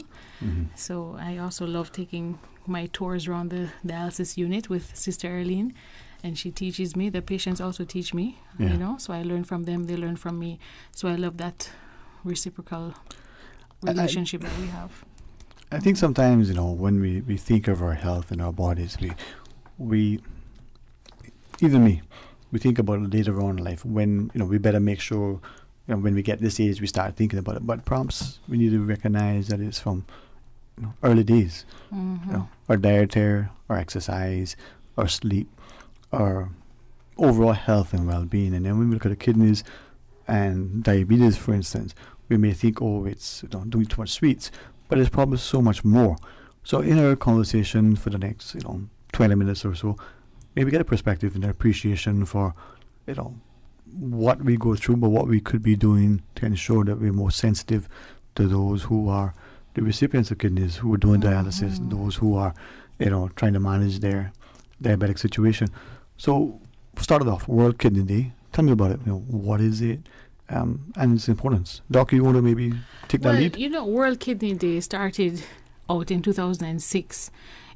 It served as a public service announcement, basically telling the world about kidney disease itself. So the nephrologists, the internists, those people who knew the issues dealing with kidneys, wanted to let everybody know at the private doctor level, the GP, the families dealing with kidney disease, the patients dealing with it, about kidney disease and what they can do about it in terms of definition, treatment, prevention, how to live well with it. So every year they've dedicated one day where a platform is chosen and we teach and we have events, the whole day events where patients can interact with doctors, we do tests and so forth. This year happens to be under the theme of living well with kidney disease. We hear the word chronic, and that in itself has a negative connotation. It probably causes people to feel tense. And now we have chronic kidney disease. Even more tense. Yeah. And What scared. is that? What is chronic kidney disease? Well, chronic, as it says, is a long-term issue. So we have a progressive decrease in the function of the kidney, right? A gradual loss in kidney function, basically. And we all know that the kidneys are responsible for fluid balance. They allow us to remove the extra fluid from the body, electrolytes, sodium, potassium, also waste products, right? So when the kidney doesn't work so well, those tend to build up in the body, and so that's how we tend to measure it. Is it curable? Is a chronic kidney disease curable? Well, yes and no, because it's always based on the underlying issue. Now, what is causing that chronic kidney disease, right? What do you think? Yeah. So what are the causes, the risk factors for it? Oh, there's lots of different risk factors, like you mentioned in diabetes. For myself, mine was not diabetes. Mine was lupus. I was diagnosed with lupus a couple of years before, and the onset of having my lupus, as everyone knows, lupus attacks the immune system. So it might attack different people differently. Some it might attack the heart and different places along with the joints, which is usually what they when you have an idea, okay, wait a minute, something's happening here, this is what, my joints are always hurting me, they're always swelling. So along with having those joint issues, I also ended up having kidney issues as well. Yeah. Lupus, if I'm not mistaken, is an autoimmune disease. You just talk about attacking it. And we think, well, how, here I have this thing and now this caused me to have this other thing. At some point, if it's okay without being intrusive, you've been a true public champion, and it makes us appreciate, living with that experience and the whole thing. Maybe at some point we can ask, being sensitive to the time. But if we could then ask them, those causes and those other risk factors that could, other than being diagnosed with something else, are there other things that we as a public may have taken for granted? Another thing that it can affect the patients is the most common cause is the high blood pressure, the long-standing high blood pressure. Persons sometimes have high blood pressure. They are aware of it and they don't do anything. They go to the doctor, see the doctors. The doctor prescribe medication and they just take it for granted. A long term that affect the kidneys. So high blood pressure and diabetes are the two leading causes for kidney conditions. And the majority of our patients, if you look at the history, this is the most relevant condition that it causing the kidney to fail. Right. Yep. Along with worldwide, other not even in the Caribbean, but worldwide. Yes. Diabetes number 1, hypertension number 2, and then the So autoimmune diseases. if we're looking in, as we talk about, Absolutely. managing our health, and in particular as we talk about World Kidney Day, there are many of us that probably know there's something wrong with us. We ignore it because we hopefully, foolishly, I think, if we don't pay attention to it, to go away.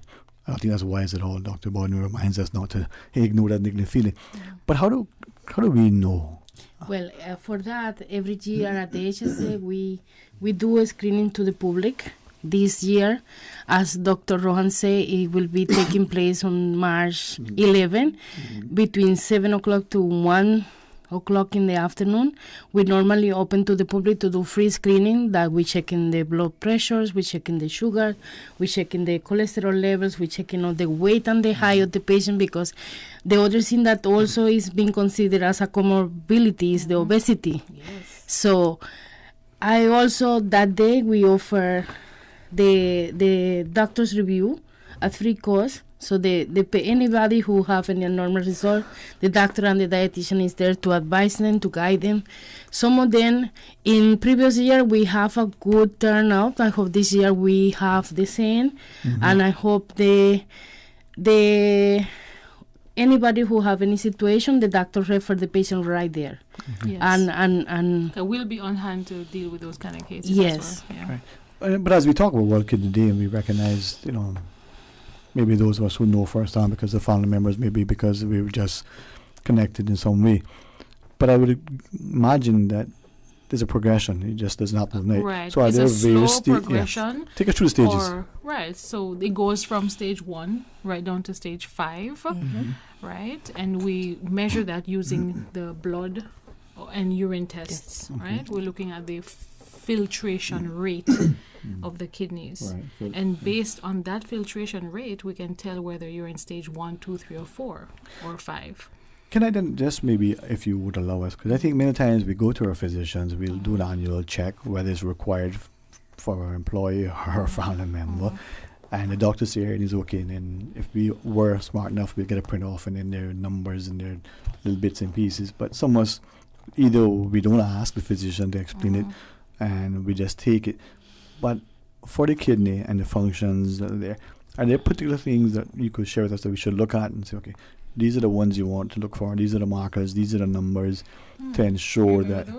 You used to look at them? Yes, your urine, your protein. Your urine, actually, protein. Even before you get to the doctor, you can check just by when you pee. Right. When you peed, and if you see in the toilet that there's froth after you pee sitting on top of the water, that's a sign that you're there's passing protein. You're losing protein. Right. Correct. Because you should not be passing protein through the froth. Urine. Froth. Right. Yeah. So see, I always thought it was the pressure. Frothy. No, if it's foamy or frothy or it looks like clouds are in there, it gives you a clue that proteins are in the urine. Now, that should not be for any reason whatsoever. So that's one of the things that you can look for. Yes, man or woman, young or young at heart, anybody and everybody. Doesn't matter how fast the stream is. Proteins are very important to your body for building blocks, for muscle. So that's something that you want to retain. So if it's passing through the kidneys, that means the connections they're very loose and the proteins are allowed to pass through.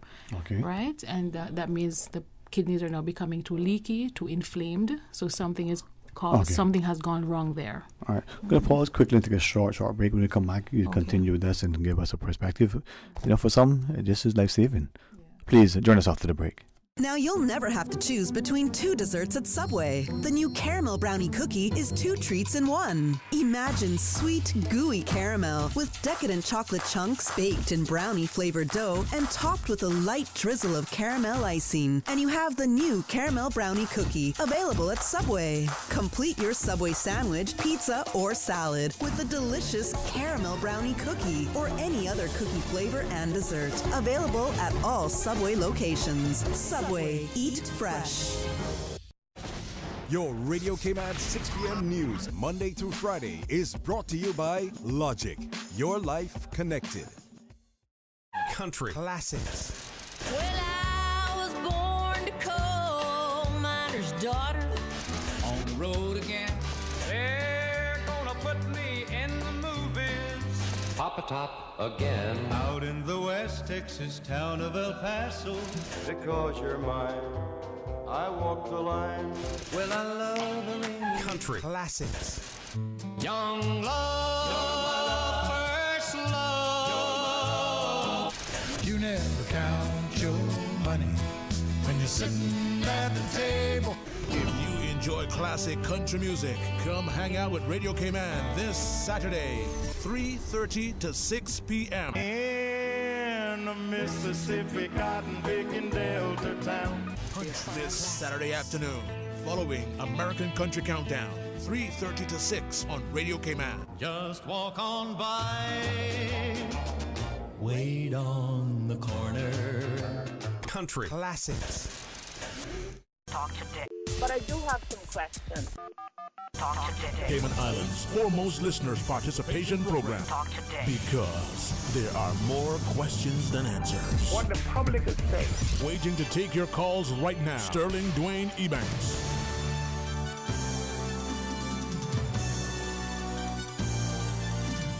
Hey, good afternoon and welcome back. Thanks for joining us. And as we talk about World Kidney Day with our, good friends, can we say that? From the Health Services Authority, we have come to value this partnership immensely. We have, in our studio, I think, from the nurse manager, Nurse Arlene, to Dr. Ramon, to, Ms. Tasha. For me, a little bit of heart and a soul of being very much, imbued to the community. And I think if we can draw from people that sense of empathy, we may be able to find that we're empowered. So as we were asking this prior to the break, there are little things that we know, but we ignore. And there are things that we're not quite sure of, but we know it's not right, but we're not sure who to ask. So the signs, the symptoms, the indications that, you're not sure something's not right. Maybe a pain might be present that you might check out, but are there things, including indications of pain in your kidney, in your arm, in your shoulder? Doc? That you don't normally feel pain. Yeah. That's the funny thing. Yeah, With kidney that's disease, it. is very vague. It's always a tiredness. You're very tired, and you might think, oh, I'm just stressed. But if you're overly tired, even if you say, okay, I'm taking the day off and I sleep all day, you still wake up tired. And it's best to get checked out. Okay. Because it might not necessarily be kidneys, but it could be the onset of something else that can lead to different things. So.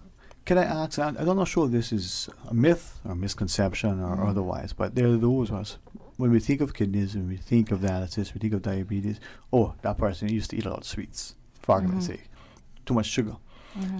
It may be or maybe not. So help us to understand, is that part of it? And also just repetition. Mean if eating too much sugar leads to diabetes? Yeah, and well, also the problem is with starch, right? Starch and sugars. That's mainly the problem. Carbohydrates, yes.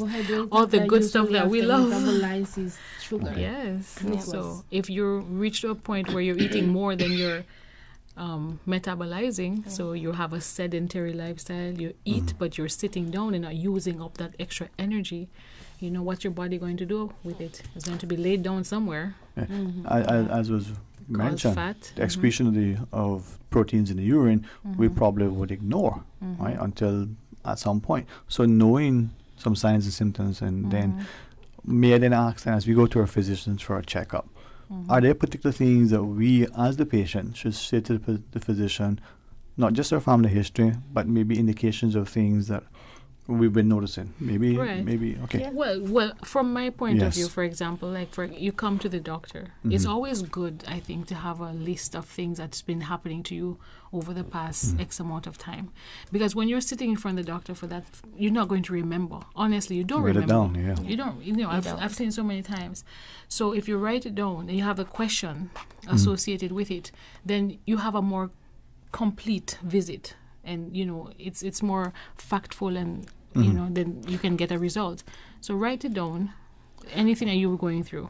Yeah, I want to ask about dialysis and that process, but before I do, chronic kidney disease, we understand the increased prevalence of diabetes, obesity, hypertension, and even, heart disease generally. But in the Cayman context, right, before I ask, do we know how prevalent is chronic kidney disease in the Cayman? In the Cayman. That's you.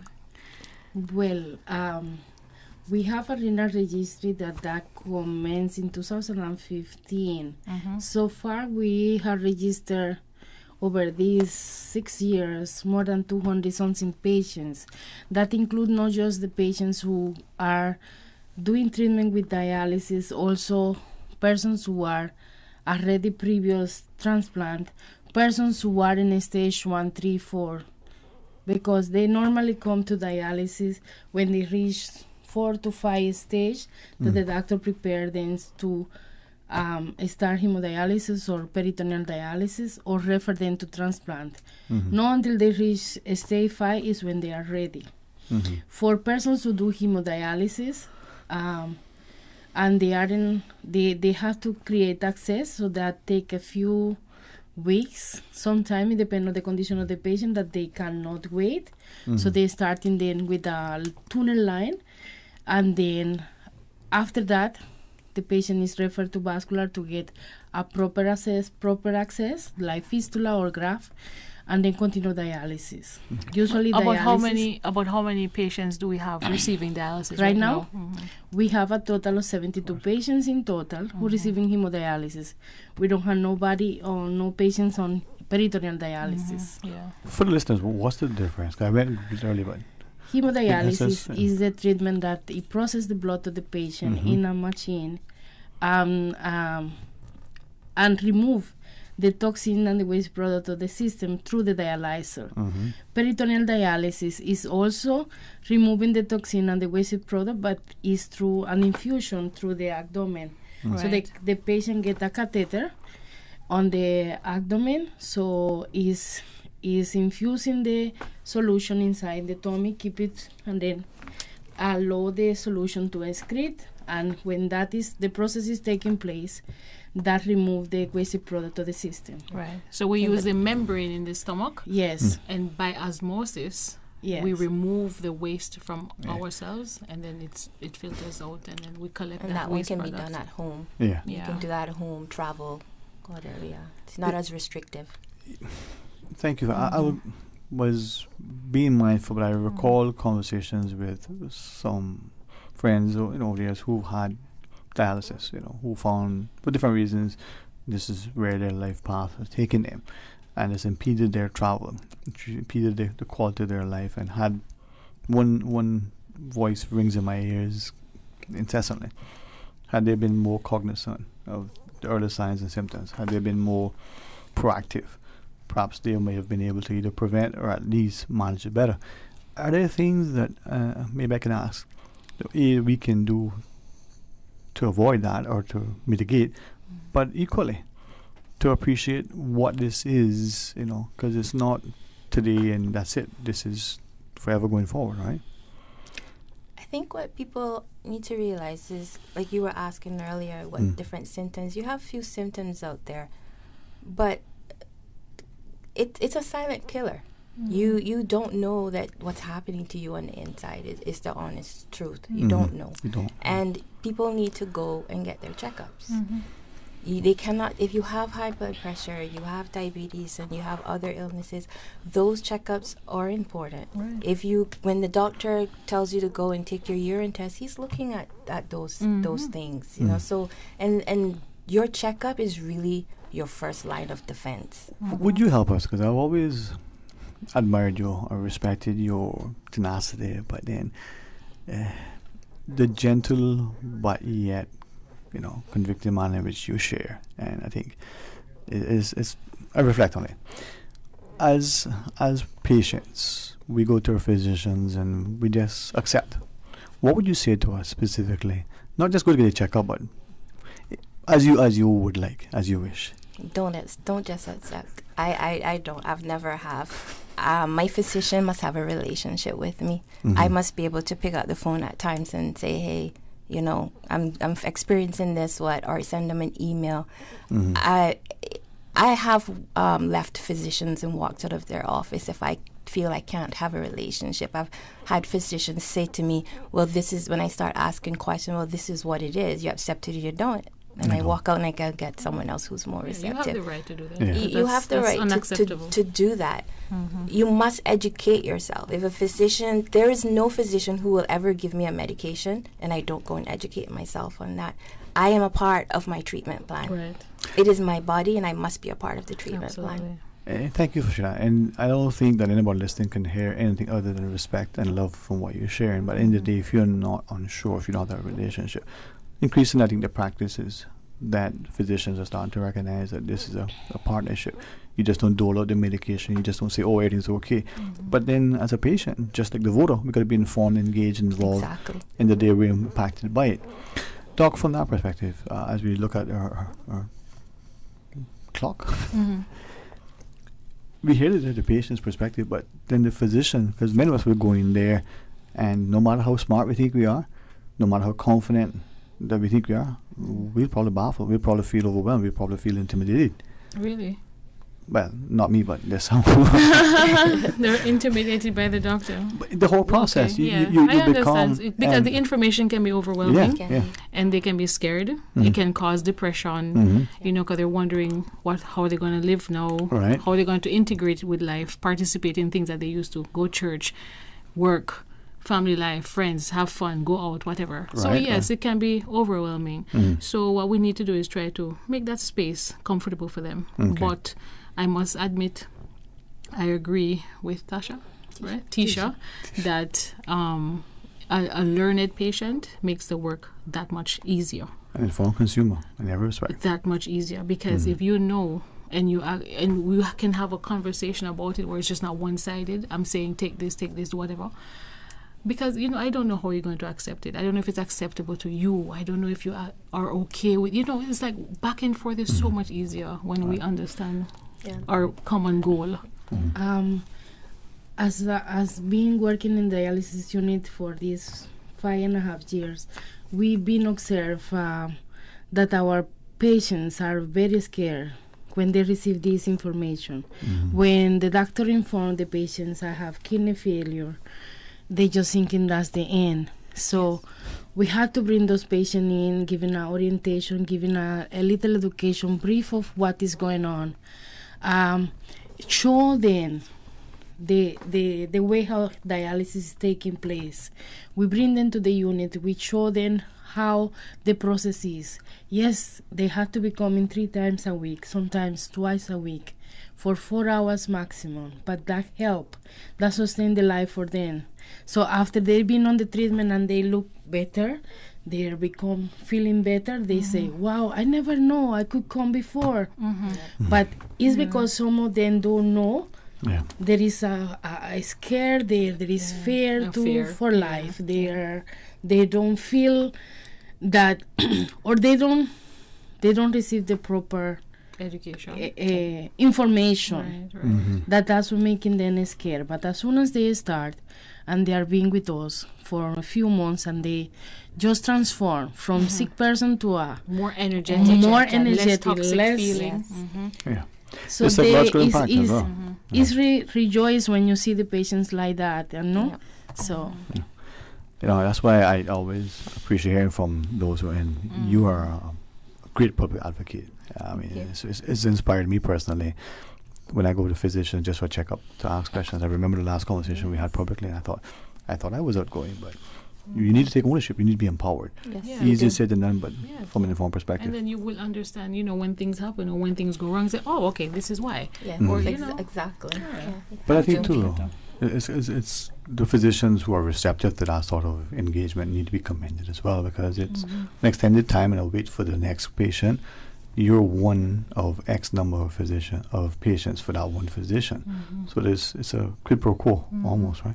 As we wrap up our discussion now, what are the salient points and the reminders that we want to leave with our listeners? Those who are recently diagnosed and equally those who are mindful that they need to now pay attention.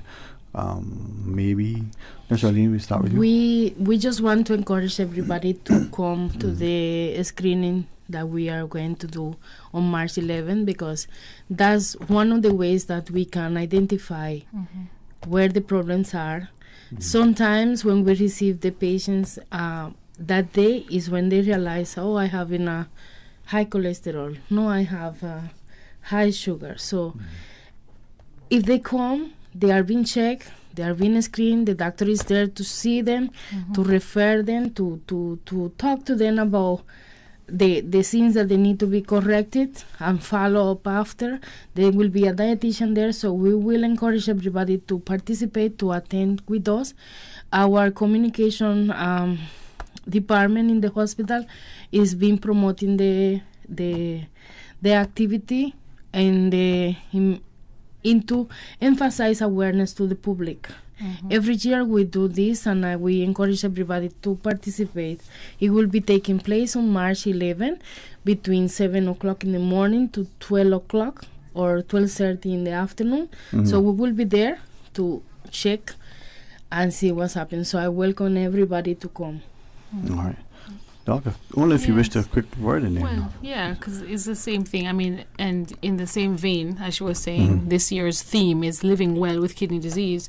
And we want to really concentrate on symptom management, try to get through, empower the patients with education, as well as speak to the doctors about symptom management, other things that they can be going through other than the kidney disease itself, like depression, malaise, fatigue, so that we can attack those so that they can better quality of life, enjoy a better quality of life. So, I just want to encourage everybody to go out and get take that opportunity and get tested, get checked. Some people are don't like to know, but knowledge is power. Because if you know what's going on with you, you can know how to attack it, how to fix it. So true. Thanks very much, right? And thank you all, not just for coming today, but for the work you do. And for those of us, we may be intimidated, be empowered. We may be a bit discouraged, but know that there's strength if we work together. Yeah. Thank you all very much, all right? Absolutely. All Thank right. you for having us. Join us after the break. Stay tuned for Talk Today. Today's biggest news. Radio Cayman. It's only 2 species that we have, on the island. Generations present. Your voice, your choice. It is in the best interest of the people of these islands. Local, regional, international. This is Headlines from Radio Cayman's newsroom. Today's biggest news. With your latest headlines, I'm Shanda Gallego from Radio Cayman's newsroom. Applications for trade and business licenses spiked last year, jumping by almost 4,000 over stats in 2019. Deputy Director Mitzi Watson-Jervis says the increase in new businesses is most likely a result of government temporary waiver of trade and business licensing applications fees. The Trade and Business Licensing Board processed almost 15,000 business applications last year, up from just over 11,000 in 2019. Turning to international news now, FBI probes of domestic terrorism plots have risen to 2,000 cases, up from 1,400 at the end of 2020, according to the Bureau's director, Christopher Wray. Arrests of racially motivated violent extremists, including white supremacists, have nearly tripled since 2017, Mr. Wray told a Senate committee. For the first time, Mr. Wray called the Capitol attack domestic terrorism. Over 260 people have been arrested in connection with the January 6th storming of the U.S. Capitol to date. The United Kingdom is banking on a rapid vaccine rollout to bring its economy back to life this summer, while the United States is pinning its recovery hopes on another giant stimulus package. Europe won't have either, and it could be left behind. The European Union's vaccination campaign has been plagued by manufacturing delays, supply shortages, and distribution challenges, making it difficult for policymakers to plot clear paths out of economically damaging lockdowns. And 6 Dr. Seuss books will no longer be published because they portray people in ways that are hurtful and wrong. The business that preserves the author's legacy said. In a statement, Dr. Seuss Enterprises said it made the decision after consulting educators and reviewing its catalog. The announcement was made Tuesday, the birthday of the famed children's book author. Those are your latest headlines here on Radio Cayman. I'm Shanda Gallego. For the latest in news and information, Follow Radio Cayman on social media, Facebook, Instagram, Twitter. Download the Radio Cayman app or log on to our website, radiocayman.gov.ky. Talk today. But I do have some questions. Talk today. Cayman Islands' foremost listeners participation program. Talk today. Because there are more questions than answers. What the public is saying. Waging to take your calls right now. Sterling Dwayne Ebanks.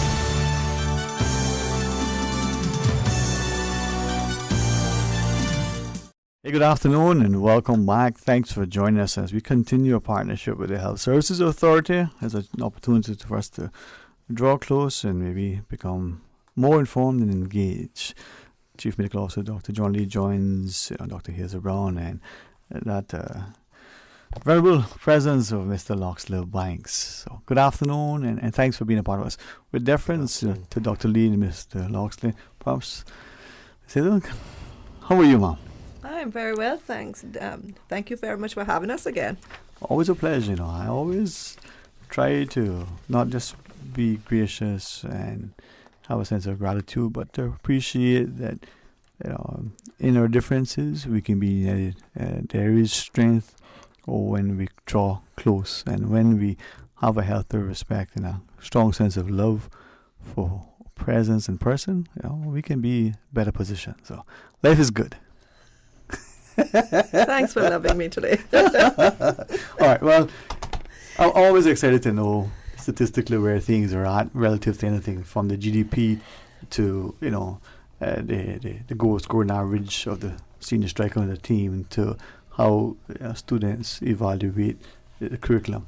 So numbers can tell a story. Dr. Lee?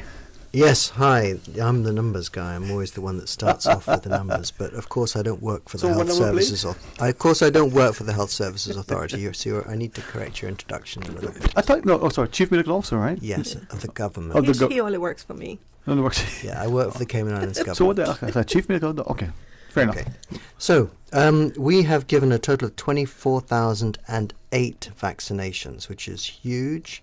Of which 15,386 is at least one person has had at least one dose. So that's 23.7% of the population have had at least one dose.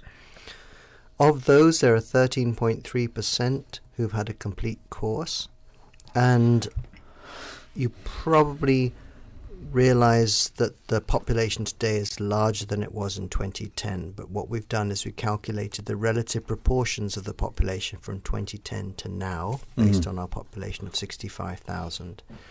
And of those, 90% of those over 70 have had at least one dose, and 85% of those over 60 have had at least one dose of the Pfizer-BioNTech vaccine. Okay. And with that, we see the daily sort of reports of the numbers administered, the numbers that are positive or negative, and that like. Just for my edification, as I've asked, we used to say, so many were symptomatic or asymptomatic. We no longer. Do we know why we no longer? Is that no longer relevant in reporting? Well, that really hasn't changed that much, and I think that's the reason why we haven't been pushing out that data.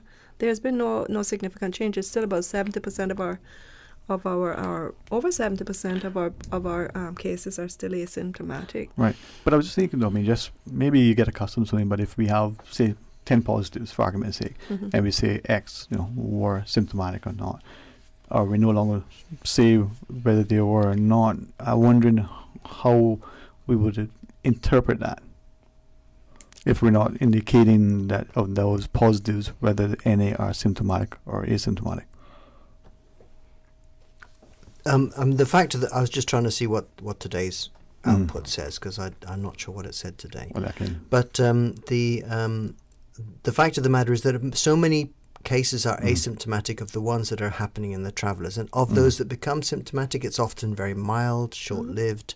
We certainly report anybody that was going to hospital or needed any medical care, but those are very rare. So we do report any time that somebody needs that, we report that, right. Especially. So, okay, well, I won't belabor that. I just infer from it certain things given, it was instructive for us when the early press briefings relative to the temperatures and the length we exude. But in the early days, we wanted to know how it was going to express itself in our population, and over a period of several months, that didn't change. So, it really didn't. It didn't really add that much value to our conversation. But it is something that it's available, something that we can pull at any point in time. Yeah. Okay. Well, there we go. Now, you referenced the vaccination process and the relative take-up percentage-wise by those.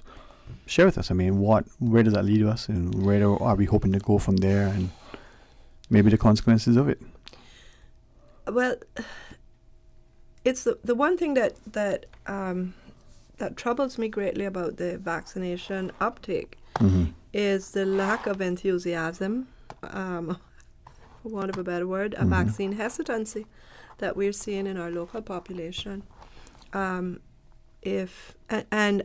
we need to be clear that we need to vaccinate everyone who is on island. That's not anything that we would even question. But some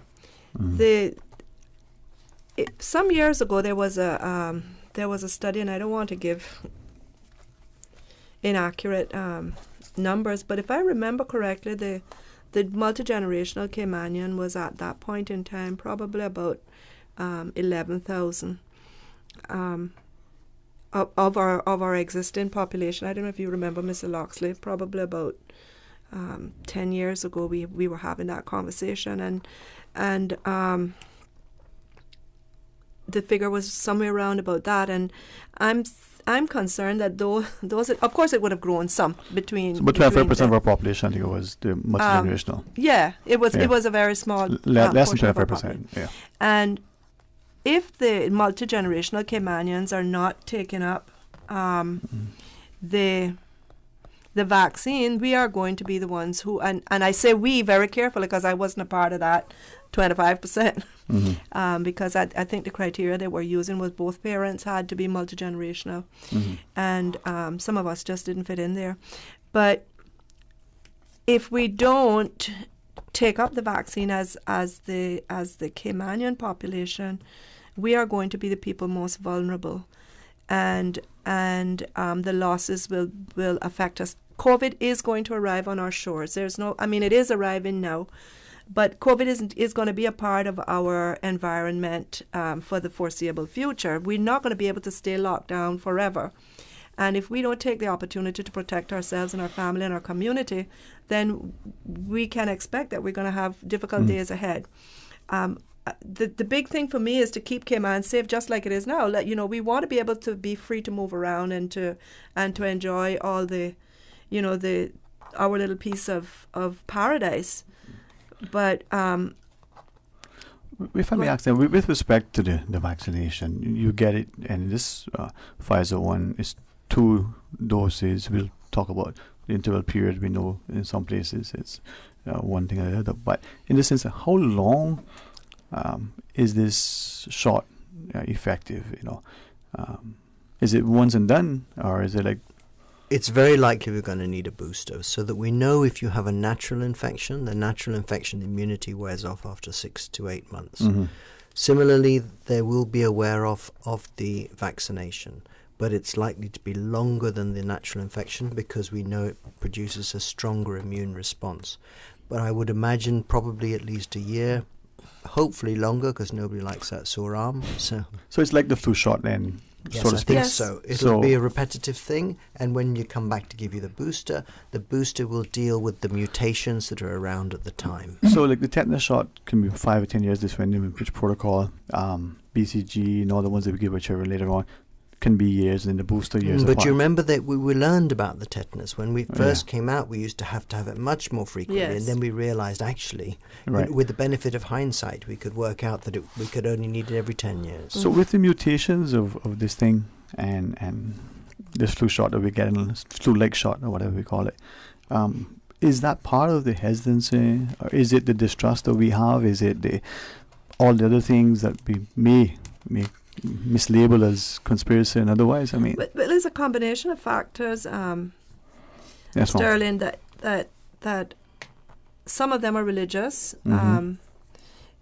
It's the mark of the beast, or people are trying to control us, or whatever. Yeah. There's the myths around its impact on fertility. It makes people infertile. There's the other stuff, the lack of knowledge. It's a brand new vaccine. How is it going to feel a year from now? And there are all these questions that Right. that people have, and of course, then the conspiracy theories on social media are affecting particularly our younger population, who are then saying to the elders, "Don't take it." Right. And the So- elders, of course, are listening to Yeah. their younger people.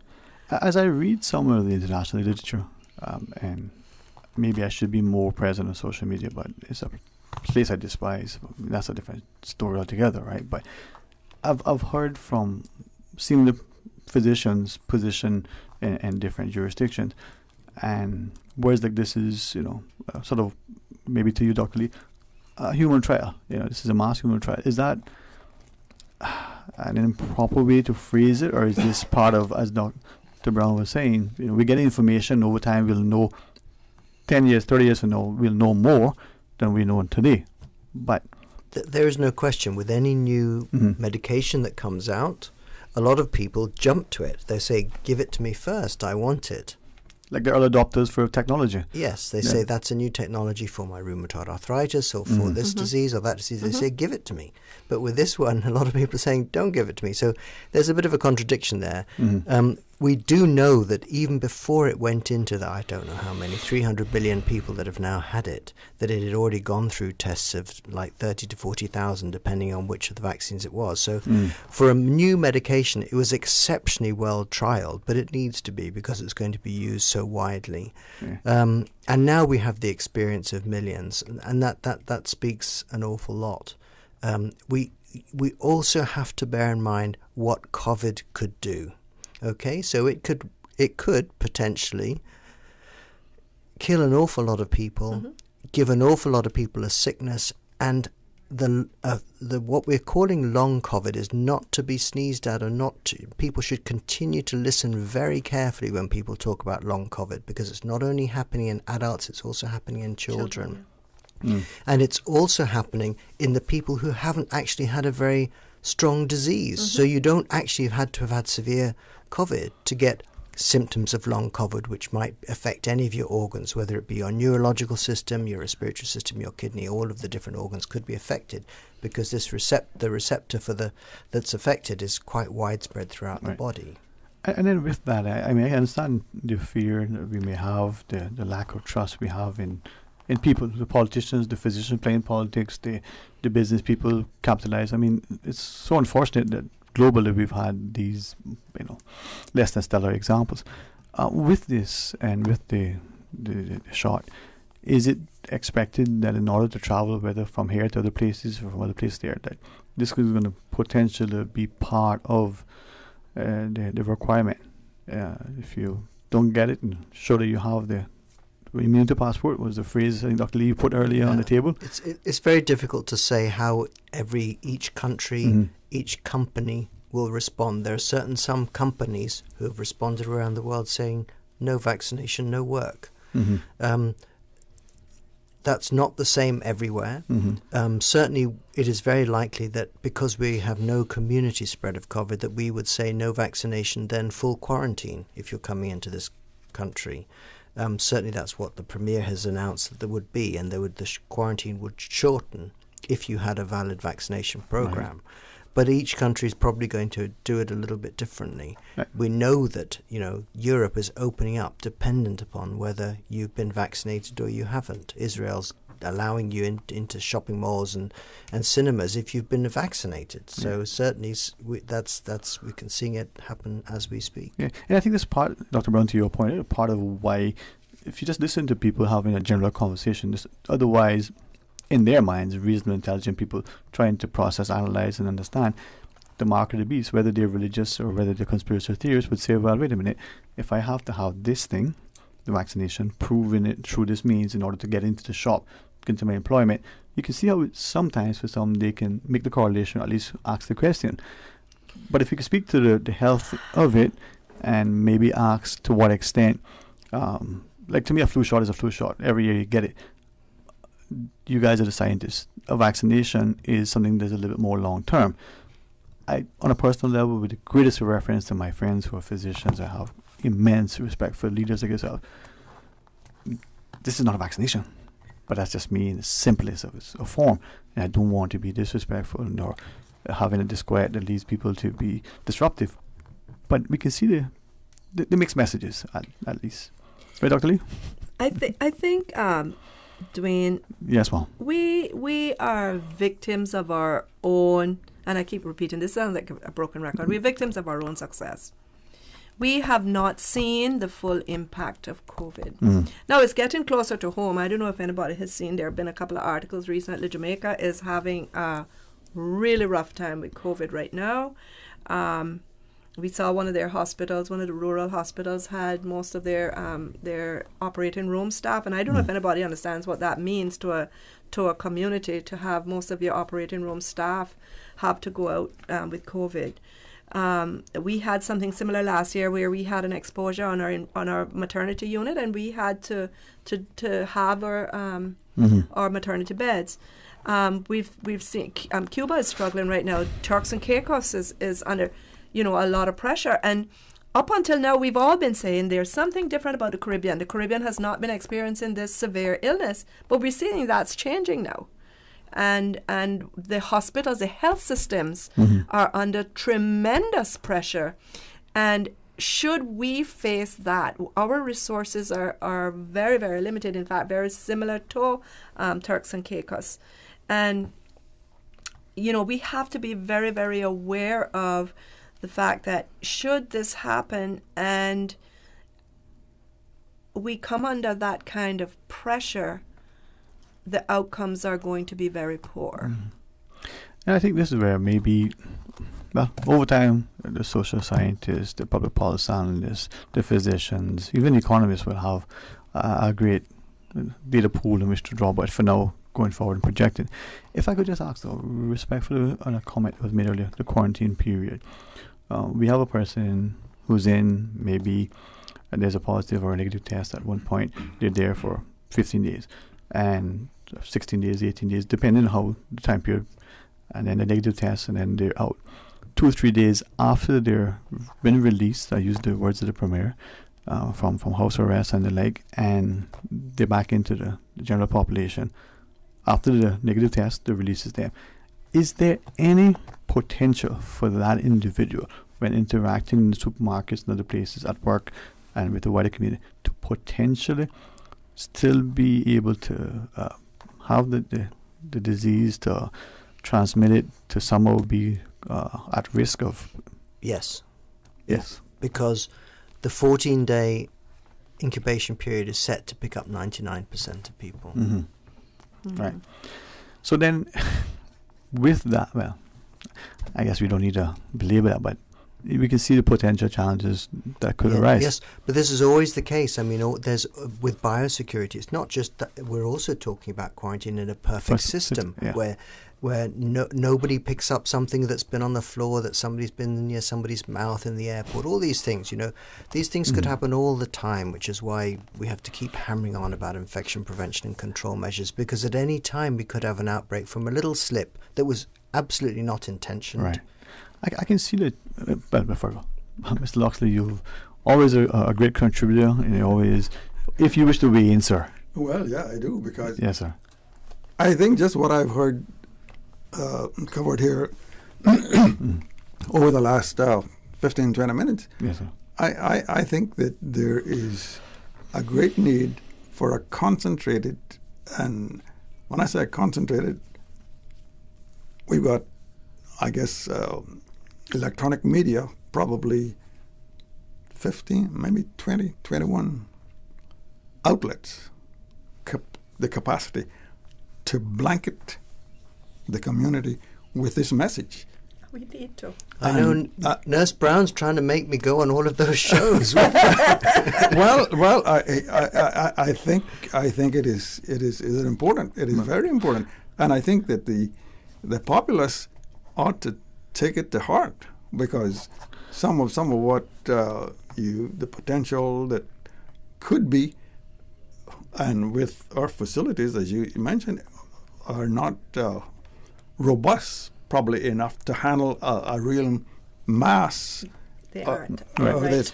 And thinking of what's happening in our neighborhood and knowing the vulnerability of our borders and all of this thing, yeah, I think that there needs to be a concentrated, I'd say, hourly. A blitz. we really need a blitz. Okay. 90-minute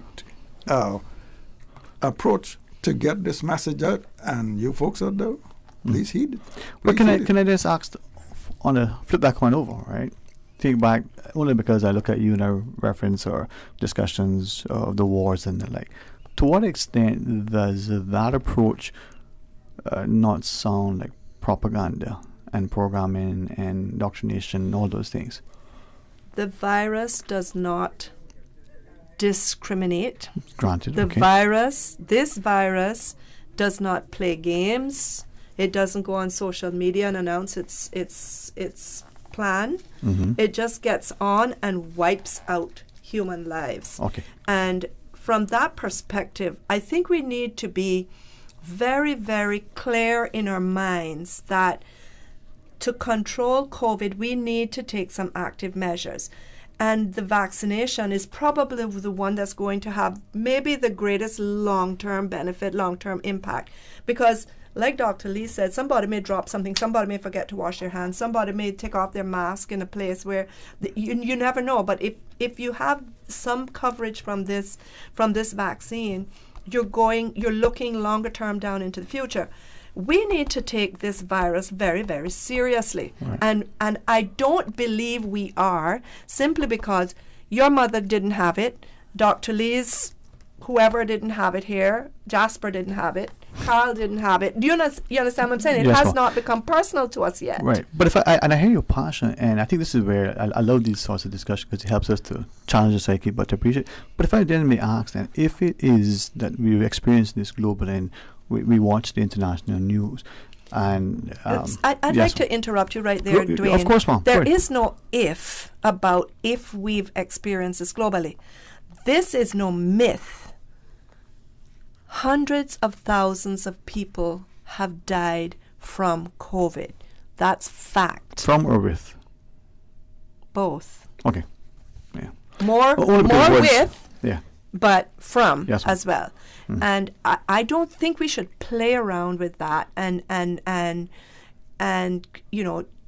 use semantics to twist that in any way. We need to get that message out there. Right. This virus is a very serious issue. It has spread across the globe. Cayman, we are a hub. We have people coming here from all. Look where our first case came from. Who would have thought? And but wouldn't that have been statistically almost expected, given the outbreak? If you have the insight into it, yes. But if you don't, maybe not, right? We don't know. If you think about it, we were on the other side of the world. And if you take the skeptics approach to it, then no, you wouldn't. You would say, oh, we're protected, we're far away. But the truth of the matter is this virus kills. This virus has killed. This virus is continuing to kill. And there's no space in this for skepticism or questioning, does it really exist? No. I'm hopeful I did not convey that, and I don't think that. We need to get that message out there, though. Yeah. And but I think then. Anyway, you know what? Did I shut you up? Not at all, Mom. Not at all. If anything, you only invited me to want to. But it's Seriously, you almost make me want to make a comment. But Go ahead, make a comment. I'll answer it. No. Go and get it printed on the back of your T-shirt when you leave here. No, it's No, this is a very serious matter, guys, and this I think is something that we need our population to engage in. This is not. There is no time now for debate around whether or not, wherever it came from, what it's about. What we have to look at is what is it doing, and what is its potential in the Cayman Islands. So with that in mind, given if I could just in repeating what I thought I heard, and if I misunderstood, then you know, possibly others may have as well. We gathered from Dr. Lee's comments that, understandably, a person could leave quarantine and a few days later become positive, even though they have negative tests, even 2 or 3 times prior to that 14 to 21 day period, just for argument's sake, because of just our interactions. And then you use the word maybe, you know, we hear stuff like that, almost sound like economists, maybe as opposed to scientists, you know, actual. And then we look at it coming to our shores. We see the Caribbean, Jamaica, for instance, we see the UK. With all of that, and we see a 6 to 8 month window where we may be somewhat more protected, should we not then, by design, very deliberate, say, well, less, maybe put more restrictions in places that have potentially could present a greater increased threat to the populace at that time until we get to this place, as opposed to what seemingly may be an increased push. So my question to you would be, what is this place that you're hoping to get to? Because I can't see it myself. All I can see is COVID being here for several years to come, and we need to face it. Okay. And the way to face it is by vaccinating the public, because by doing that they'll be protected against severe illness and death. Well, maybe it's the fear that we've created in ourselves that, you know, just like a parent with a child protecting the child. Maybe it's the realities of things. Don't misunderstand. We have taken a cautious path, and will continue to take a cautious path. But I think it becomes, there is at the other side of it, the libertarians who will say, you are infringing my rights to free movement, and they have an absolute right, and they can challenge the government for that, for that right. And the government has to be proportionate. And if you have a vaccine, then it is our job to try to encourage people to have that vaccine in order that we can allow free movement, which is everybody's right. So at the end of the day, this could be something that directly, indirectly, we're compelled to take. There's going to be a level of push. I don't think we're going to get to the point where people are compelled to take it. I think there are a couple of things, Dwayne, that we have to look at some of the historical data around the development of vaccine. Years ago, when they were developing the smallpox vaccine, when they were developing the polio vaccine, people had evidence of this is what this illness causes, right? And it was clear for everybody to see. Everybody knew that. I think maybe life was simpler, and people didn't challenge a lot of the science as we do today. Human rights were not that big a conversation. It hadn't come to the forefront yet, and people were also. The economic impact of polio, and people were losing their children, and you know, there were all these things that were going on, and I think maybe humanity was more trusting, and people went out and got the vaccine. Today, I think maybe there are only 2 or 3 countries left that we're having wild polio. But maybe leadership was more trustworthy as well. Well, I think you didn't have all of the extraneous, is that the word to use? Conversation and opinions, at least filtering into the individual. No, they were out there, but they didn't, you didn't hit a button and hear it. Yeah. Right. We had 2 questions off air, and I can put them together in relation to exclusions or exceptions. If there are any categories of people. One question was saying, well, what about heart patients, heart cardiac survivors, and as well as cancer patients. So just maybe generally, are there any categories of individuals, and in particular cancer survivors and those with heart conditions, and who what are the protocols for them? Check with your doctor first. Check with, okay. And Dr. Lee's busy here, so I'm going to take. Yeah. But anybody with chronic heart disease, anybody with chronic lung disease, chronic kidney disease, any of those chronic illnesses, you're going to be much more vulnerable to a poor outcome. Much statistically, the outcomes are poorer. Age and comorbidities, and we want to get those groups done. However, we're not going to, as public health professionals, say to any individual, go and do it. The question is always, what has your physician advised? And generally, the physicians are advising persons with cancer patients and all these other patients. They're coming to us every day with a letter. And the physicians are actually pressing for them to go and do it. Yes, sir. I got a question. Okay, how much vulnerability does, say, patients in that category you just mentioned put on the general public if they do contract it? You know, that's an interesting question, Mr. Lux, and one that I really, maybe I should have a look at that. If we could get there are a couple of things, because you have the financial cost, right? Which can be very, very significant, because persons can be in the critical care unit for 4 weeks. You can have somebody vented for 4 or 5 weeks.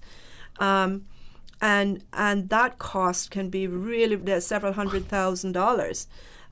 And so if that person is uninsured, that's a cost to government. If the person is insured, it's a cost to the economy anyway.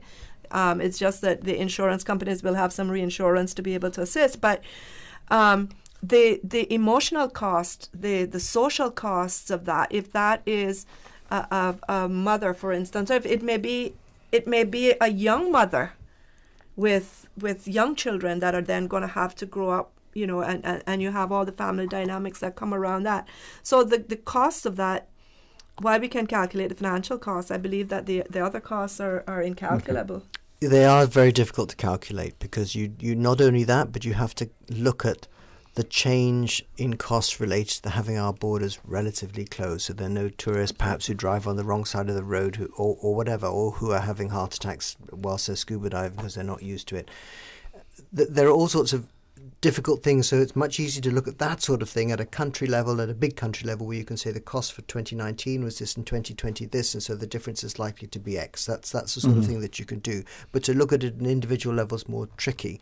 We certainly have had very little flu, very little respiratory illnesses, apart from the few with COVID this year. So that has put lot less pressure on the insurance system. And of course, in an insurance system, we're all essentially paying somehow, or somebody has to pay for healthcare somehow. So there's been less pressure on that in this country, but in other countries, clearly they've had a far different cost basis. Well, thank you all very much. And thanks for engaging us, and thanks too for the almost 10 minutes of extra time. Sometimes they say it's easier to ask forgiveness than permission. Take opportunity of the, Thank you all very much, Mr. Loxley. Always a pleasure. And to our listeners, thanks for having us. Today's Tuesday already? My goodness. Well, that means that Wednesday, join me start in the morning for the record. Come back for more talk today. And go out and get your vaccination. Thank you, Mr. Loxley. Thank you. Your COVID shot. There you go. Thank all right. you. Your COVID joke. Your joke. You get a respect, but you get a jug. Well, if I don't luck, I'll get a jug later too. You better show up. But a different kind of jug. I'll be watching for you. No. No, we're not going to. No. Until tomorrow, be blessed. How can you take your business from good to great and thrive in the new normal? By finding the smartest, most powerful IT solutions to optimize your business operations. And now, Digicel Business Hub is making it simple for you. High-speed Wi-Fi, mobile and office phones, IT security, Microsoft Office with Teams, and much more. Everything your business needs to level up in the new normal. Get world-class IT for your business with Digicel Business Hub. Sign up today. Call us on 623-3444 or visit our website, digicelbusiness.com. That thing we've been saying for 64 years? Ignore it. Eat the KFC wings, drink the KFC gravy, fill up on fries. Just please forget the thing we normally suggest. You know, that thing you used to do with your tongue after finishing a delicious piece of our KFC chicken. We get it. It's not easy. There's a reason why it's been our slogan for over half a century. But the world's drastically changed of late, and as soon as we can embrace the change, the sooner we can all get back to doing what we do best. KFC. It's good. Talk Today is brought to you by Subway. Open 24 hours in Countryside, Anderson Square in Georgetown, and Centennial Towers in West Bay.